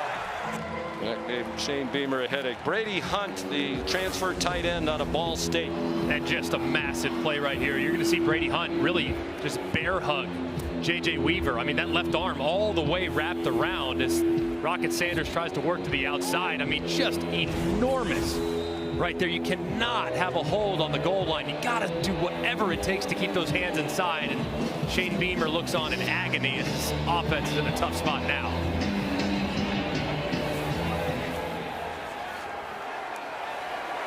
Each team has been penalized 5 times. Feels like there have been more than that because many of them have been quite costly. The fake to Sanders. Sellers fires. There's another flag down. The pass is incomplete in the end zone. He's trying to jam it into Joshua Simon, the tight end, who scored the last touchdown. The 19th receiving touchdown of his career. On the defense, number 10. Penalty is half the distance to the goal. Results in automatic first down. Jansen Dunn, the backup cornerback. He plays the nickel for them, a transfer from Ohio State. And yes, both of these teams are loaded with transfers. Jared Brown working a post on the inside, and Dunn with that left arm just grabbing the receiver as he crosses face. And it's tough to be out there on an island, but he was beat. Tough matchup there for him against Brown. So first and goal, and if South Carolina scores a touchdown, now this whole sequence works out better for them because it's going to take more time off the clock. And it's Sanders not to be denied. Joshua Simon leading the way. The 6-yard touchdown run with 28 seconds to go in the third quarter. And a play they had some success with earlier. Just guard, tight end, counter, and they block it up perfectly. This time, number 87, Brady Hunt, does keep his hands inside. Sanders hits it at an angle and is too difficult, too strong to bring down before he finds pay dirt. Just an excellent drive there on the short field by the Gamecocks. Alex Herrera for the extra point. And it's 24-6. South Carolina with the lead. The SEC on ABC. This is anything else. I mean, you started to see it on that third down conversion. The throws after that have really been pinpoint. I think he's made good decisions. So you can see, man, he's got a very high ceiling now. It's about believing in himself that he can do it against the best in the country in the SEC. Alex Herrera kicks off. Dropped for a moment by Barry on Brown. Been that kind of a day for the Cats. Flag thrown from deep center field. We had 3 total penalties enforced in the first half. There have been 8 in this quarter, and this will be the 9th. It'd be easier to tell us which plays haven't had a penalty on them in the last couple series. Just watching football, it seems like there have been more flags thrown all over football this year. Number 44 on the receiving team. Penalty is half the distance to the goal. First down.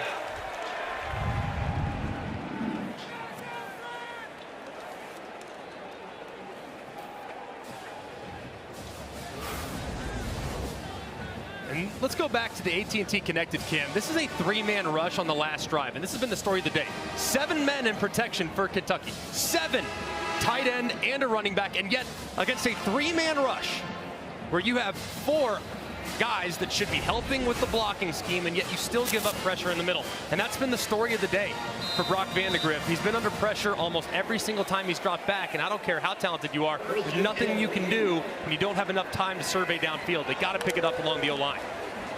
He has 3 completions today. He's been sacked 4 times. He's taken a beating. And that will likely be the last play of the 3rd quarter. Now, he came out last week against Southern Miss, ran the ball a couple of times, and he lowered the shoulder to deliver a hit. He said Party was so amped up he hadn't played in a long time. He also wanted to show his new teammates that he was dedicated to winning at any cost. ESPN's presentation of college football on ABC will return after this message and a word from our ABC stations. Coach, how will you rally this team to come back and win this? Well, we got to do something, because right now it's an embarrassment. Just error after error, self-inflicted wounds, penalties. It's ridiculous. All right, thanks, Coach. Thank you. As usual, directed to the point, Mark Stoops. His team down 24-6 as we head to the 4th quarter. And a lot of the folks have left Kroger Field. Brock Vandagriff, terrible pass into coverage. Nick Emanwari bringing it back. Nick Emanwari scores a touchdown. Right on cue. Self-inflicted wounds. That was a terrible decision by Vandagriff. His receiver was surrounded. Emanwari picked it off and brought it back 25. Fitting that the defense should score. And Emanwari's eyes are in the backfield, obviously not at this exact moment, but in a moment they will be, and he's watching the whole way, and he just watched Vandagriff as he drifts back. He drifts right underneath the intended receiver, makes the interception. Vandagriff trying to get something going, doesn't see the underneath coverage, throws it right to Emanwari, who takes it to the house for the pick 6. Just a tremendous second half performance from this South Carolina defense, both up front and in the secondary. 3rd career interception for Emanwari, a junior from Irmo in the Columbia area. A starter almost from day 1. On the offense, number 7. That 15-yard penalty will be added at the kickoff. We'll have the try. That is number 7's first unsportsmanlike conduct foul of the game. You refer to them as the offense. He actually plays defense, but feels like offense. I guess in this instance, since it was after the play, he could be deemed to be part of the offensive team. They're kicking an extra point. What do you think Mark Stoops' blood pressure is right about now?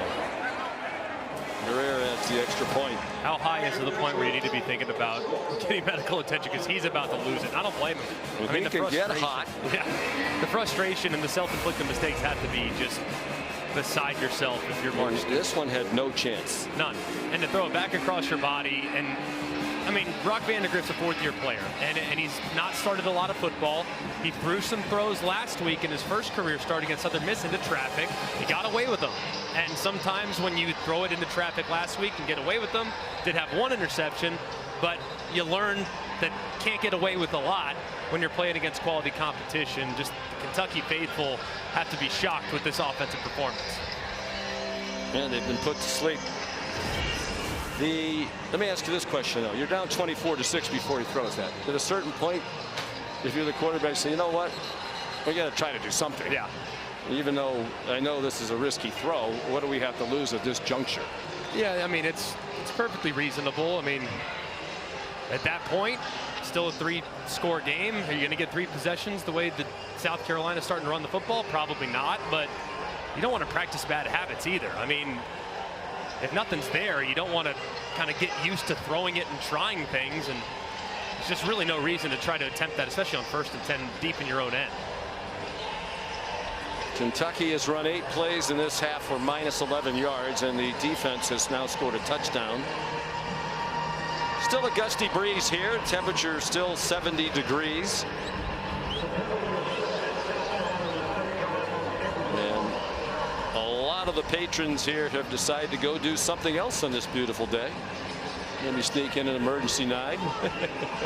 Keeneland's not open yet. A couple more weeks.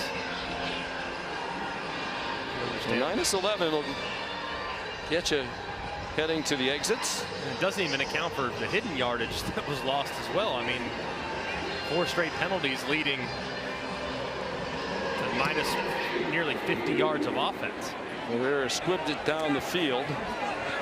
Risk a big return by Barion Brown, who led the country last year. 17 yards on that return. Kick off your Week 1 NFL Sunday at 10 a.m. with the Countdown crew on ESPN, the app. They'll have the early breaking stories, injury updates, previews of each game right up to kickoff. And then Monday night, it's the 55th season of Monday Night Football. And it kicks off on ESPN Deportes and ESPN Plus. 8 o'clock, the Jets and San Francisco. Payne and Eli on ESPN2. Coverage starts with SVP and the Monday Night Countdown crew at 6. The return of Aaron Rodgers to the Jets. He went 7-10 last year. Gavin Wimsatt is the quarterback. Maybe they're just trying to avoid more damage to Brock Vandagriff. There's a flag down as he hands it off to Demie Sumo-Karngbaye. Kind of feel for Vandagriff. He didn't really have a fair chance today. No, I mean, they really never got him in rhythm. You ask him to throw 1 pass in the 2nd quarter. I mean, that's impossible on a guy that hasn't played a ton of football. Illegal formation on the offense. Number 54, the right tackle, is not on the line of scrimmage. There was 5 or more in the backfield. 5-yard penalty. Replay, first down.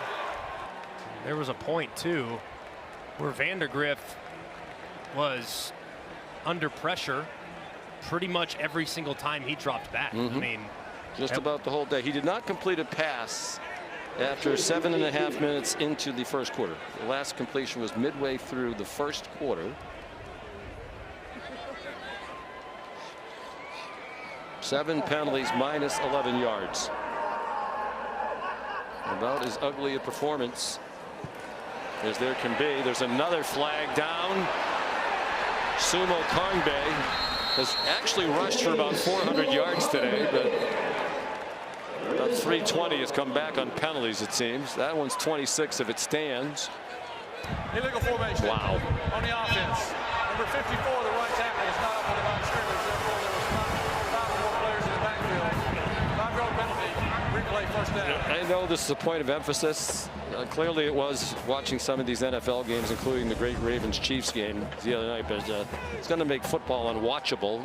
Well, that's pretty clear cut there. Yeah, I mean, even without the emphasis. He's definitely deep, but I mean, these are the penalties that just drive you crazy if you're a coach, because there's effort penalties, the holdings, the pass interferences, even the face masks, but then there's just dumb penalties. Illegal formation, illegal shift, unsportsmanlike. I mean, those are the things that just drive coaches insane, and my goodness, how many have Kentucky had today? Wimsatt, first-year transfer. He can do this. Runs out of bounds across midfield. He was the starter for all 13 games at Rutgers last year. They rushed for 497 yards. 6'3", 227 from Owensboro, Kentucky. very highly recruited out of high school, and many were surprised when he chose Rutgers, but he had a connection with the then coordinator Sean Gleason apparently. Jamori Macklin scampers out of bounds with another first down. He's the cousin of Jeremy Macklin, who was a great star at Missouri and played 8 years in the NFL. It's always hard at this point of the season to figure out who you are offensively. Man, it looks like the best success they've had here in the second half has been sideline to sideline, the run game. Jason Patterson to the 31-yard line.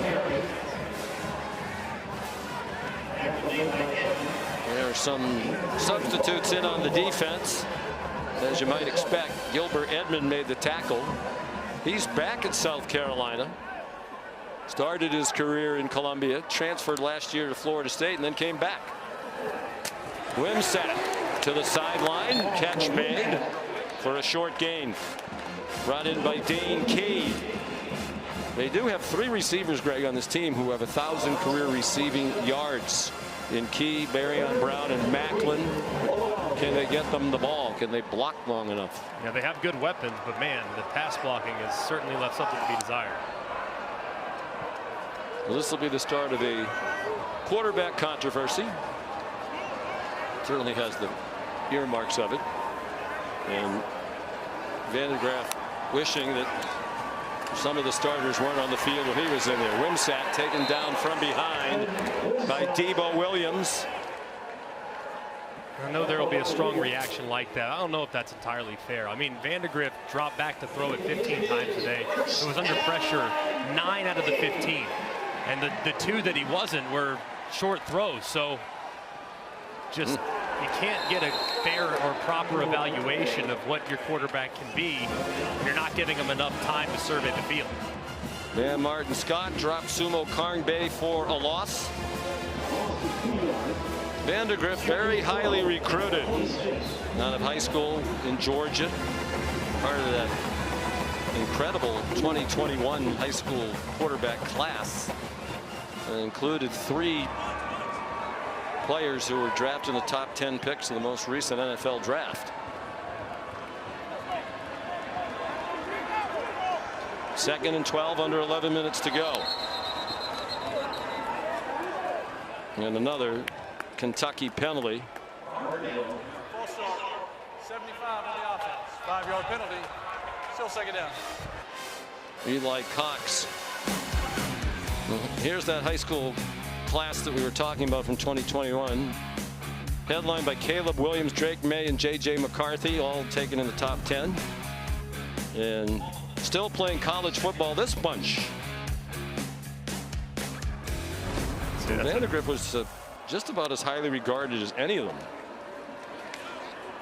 Here's Wimsatt bouncing off some would-be tacklers and down to the 23-yard line. Just see the depth of that 2021 class. But Vandagriff showed last week he's got all the tools. I mean, he can do everything that you want him to do as a quarterback, but at this point of his career, he's not the type that can just take the team and just pull them along with him. He needs the team around him to also play better. Still a little bit more of a game manager at the moment, but in time he can develop and become a more complete player. But man, he needs some help along the offensive line. Wimsatt intercepted. Picked off by Jalen Kilgore.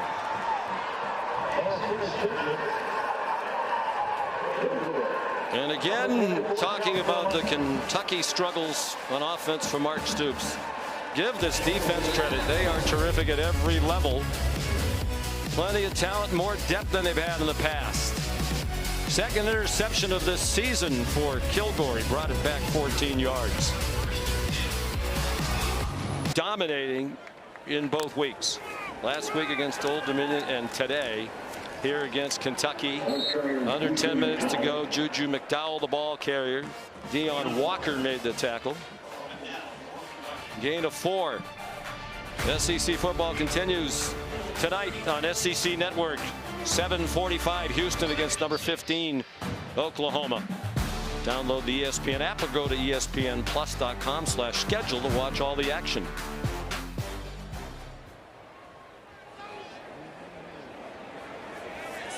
McDowell remains the running back. Lenoris Sellers, the quarterback. Throwing for single coverage. Trying to get it to Nick Harbor. There is a flag down. Maxwell Hairston had the coverage. He left for a while and has returned.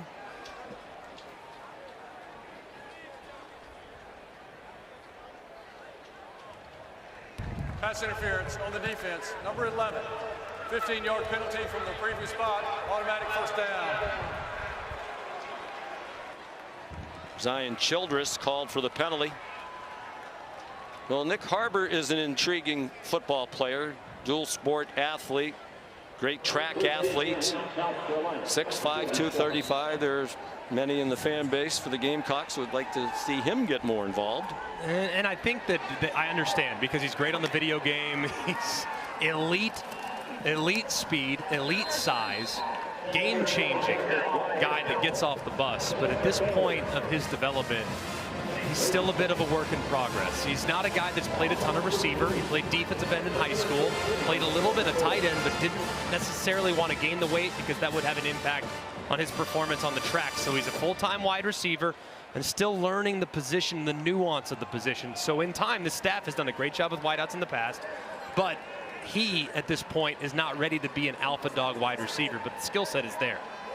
Chance to get him some reps in this situation. To track All-American, he's run a 10.11 in the 100 meters. Michael Smith down the sideline. They're well into Kentucky territory, all the way down to the 20-yard line. Goes the freshman from Savannah, Georgia. The true freshman who was not there for spring practice, so he's still learning. He only arrived in fall camp. That's a 36-yard play. And they're starting to make the offensive stats look good, or at least better. Well, there's a chance they could be going to 2-0 without reaching 300 total yards of offense in either game. And don't look now if you're Kentucky, but next Saturday night, Georgia is here, the #1 team in the country.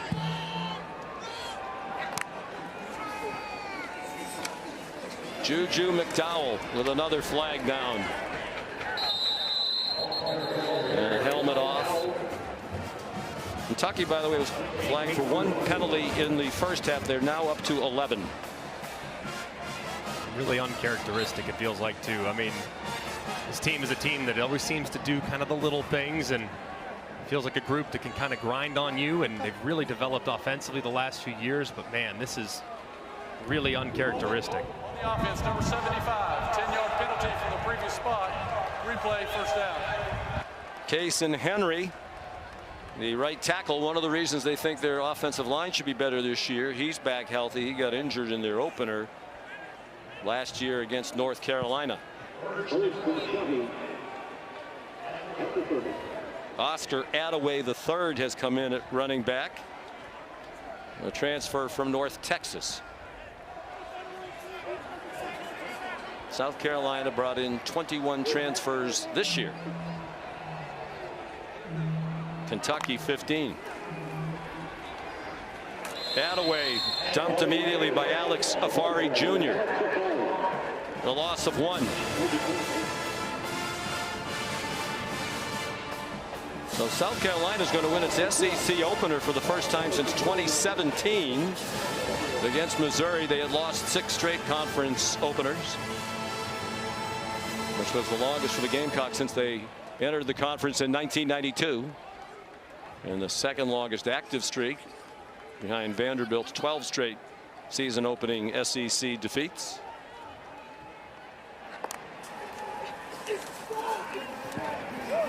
Lenoris Sellers takes it down and runs out of bounds at the 28. And meanwhile, a problem for Kentucky here at home, Greg. This is going to be 8 losses now in their last 10 conference home games. Yeah, that's pretty surprising, too, as this place has developed into a very difficult place for opposing teams to travel to and play in. I think they kind of ran into a buzzsaw today. Obviously, a ton of self-inflicted mistakes. But, man, this South Carolina team, last week, highly unimpressive offensively, dominant defensively. you saw the light start to flicker on here in the second half offensively, and with the way they defend and rush the passer, this team might be a problem for a lot of folks moving forward in the year. Well, the offense has really benefited in both games from short fields. Their first touchdown drive last week and their last were both on. Still third down. Takeaways by the defense inside the 10-yard line. They had to score with about 6 minutes to go to beat Old Dominion after the defense got them the ball back last week to set up the winning touchdown inside the 10. Sellers 11 out of 15 passing for 159, 2 TDs and 1 interception. And he's taken down for a loss back at the 35-yard line by Steven Souls, a true freshman. And the coaches yesterday said you might want to add Steven Souls to your spotting chart because he's been very impressive in practice, and there's a good chance he's going to get into the game, and obviously he is. And continuing to find more and more of those guys, you know they're going to be great up the middle.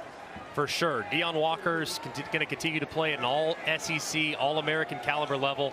J.J. Weaver's got that potential as well. But finding someone on the other side can really make life a lot easier for those guys. That's what South Carolina's done. I mean, they got Kyle Kennard, and you have on the other side Dylan Stewart, and now the interior guys get some one-on-one. So having another guy step up like Souls could be huge for Kentucky moving forward. Ty Kroger. They're well coached. They'll let the play clock go down. And the game clock under 5 minutes to go. Trying to pooch it. He got too much of it. 4:53 to go. South Carolina on its way to 2-0.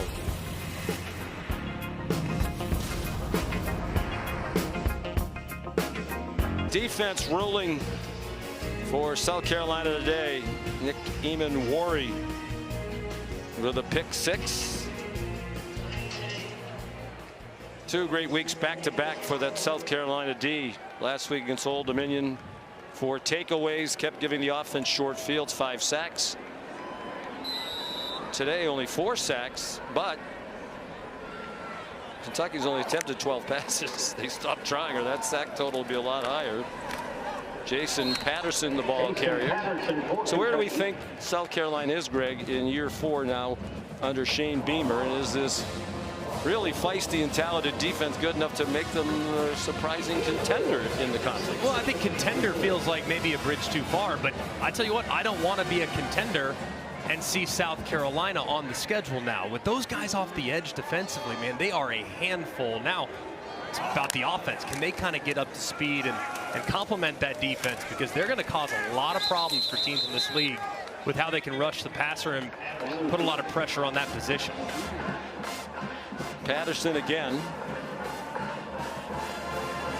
Yeah, I guess the questions for their offense is the offensive line better than it was before, because last year they couldn't really run block at all, and they didn't have the running back you could tie the game plan to. Now they do in Sanders. They have that. And then is there somebody in the wide receiver group who can at least help a little bit, replacing what they got from Xavier Legette?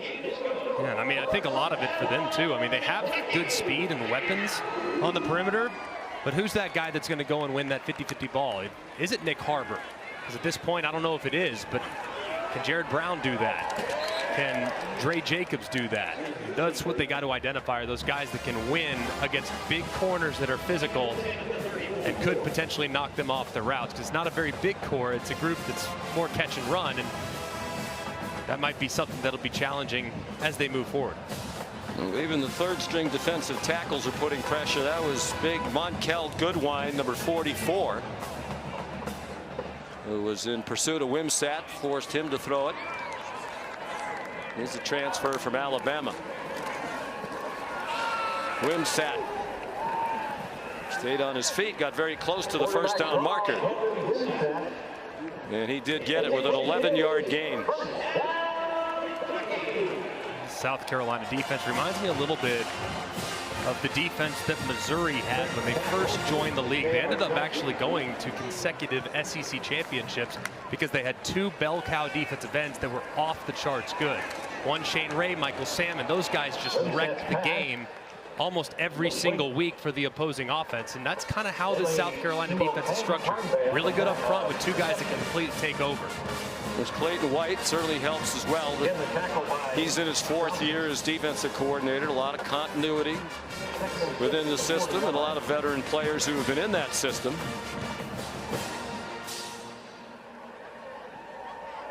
Wimsatt 2 out of 4 passing now for 7 yards. He's rushed 5 times for 48 yards. Sumo-Karngbaye has 70 yards. He actually has -3 rushing in the second half. Had several gainers taken away by penalties here in the second half. Fred Ferrier, the second, on the catch. 3 years at UAB and now here at Kentucky.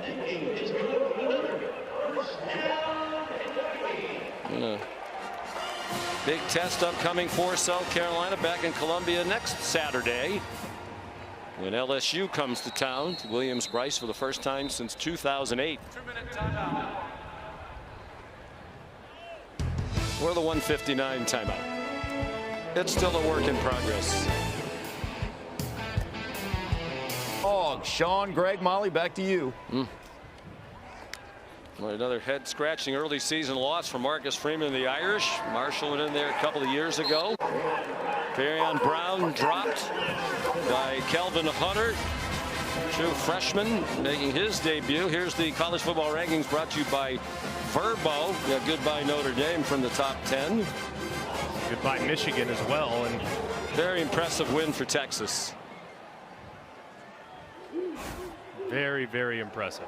They look great. I mean, and that game was more sideways than the final score would even indicate. Credit Reese Davis with that pick on game day. Said Texas would win big. Long throw intended for Willie Rodriguez, a freshman tight end. Down to 1:21 to go. If it stays this way, it'll be the largest road win for South Carolina under Shane Beamer. His first season was 2021 with a 25-point margin right now.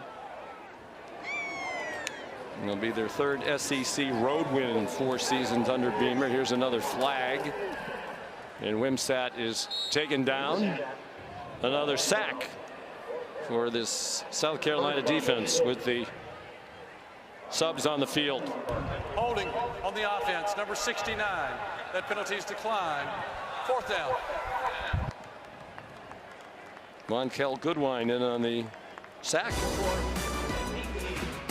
There's more college football action after our game tonight. And there's a good wine for Greg McElroy as well. 7:30. Tennessee and NC State both in the top 25 in the Duke's Mayo Classic from Charlotte, a neutral site game. It's really going to be a fascinating matchup. I love the way NC State plays defense, and I love the way Tennessee plays offense.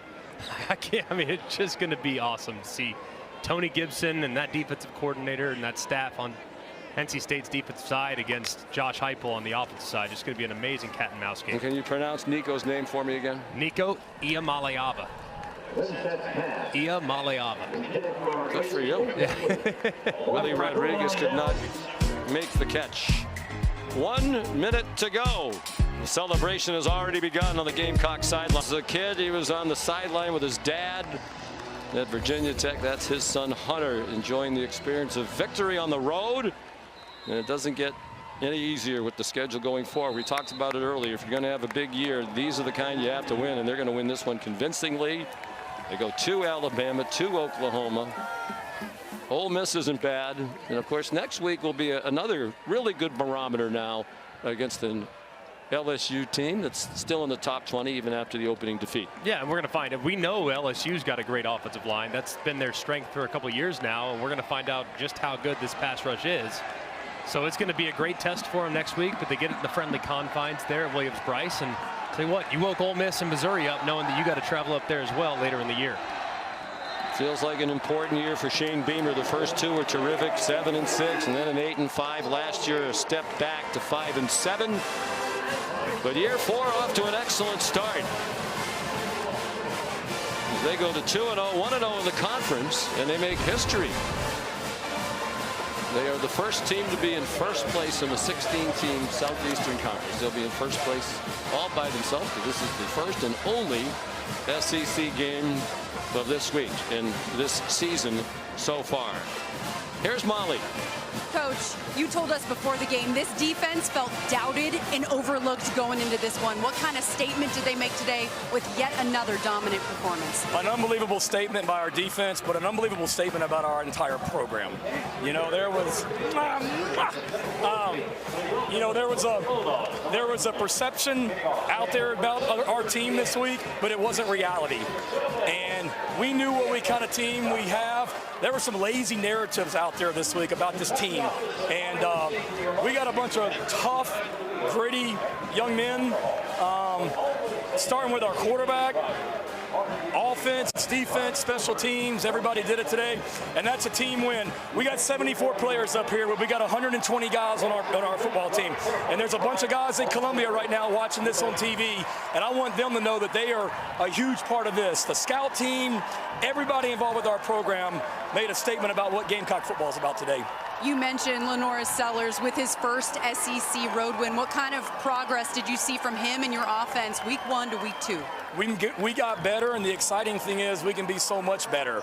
You know, I mean, what a performance by our defense. We gave them 3 with the turnover, but you know, the offense made plays. We had a hell of a second half right there as well. Lenoris is gritty. He's going to continue to learn. We're going to continue to get better on offense, and that's the exciting thing. You know, I mean, this is a great team we just beat, but nobody came in. We expected this, you know, and that's nothing against Kentucky, but there was great confidence coming in here today, not to keep it close and hope things work out, but there's great confidence on this football team, and we showed it today.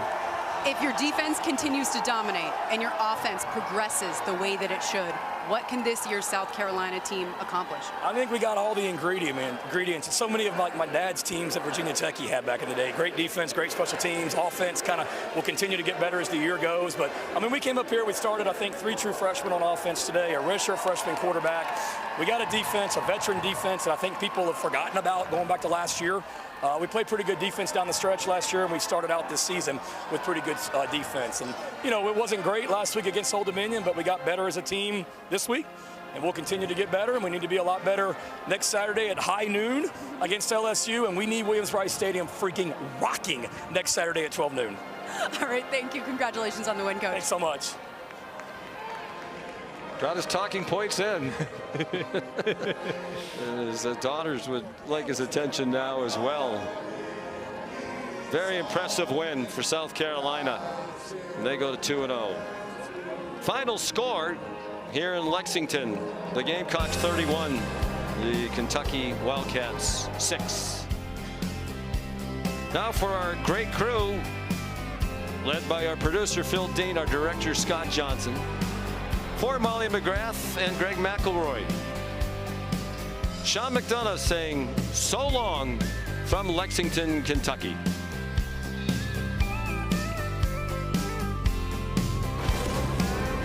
Thank you for watching this presentation of the Southeastern Conference on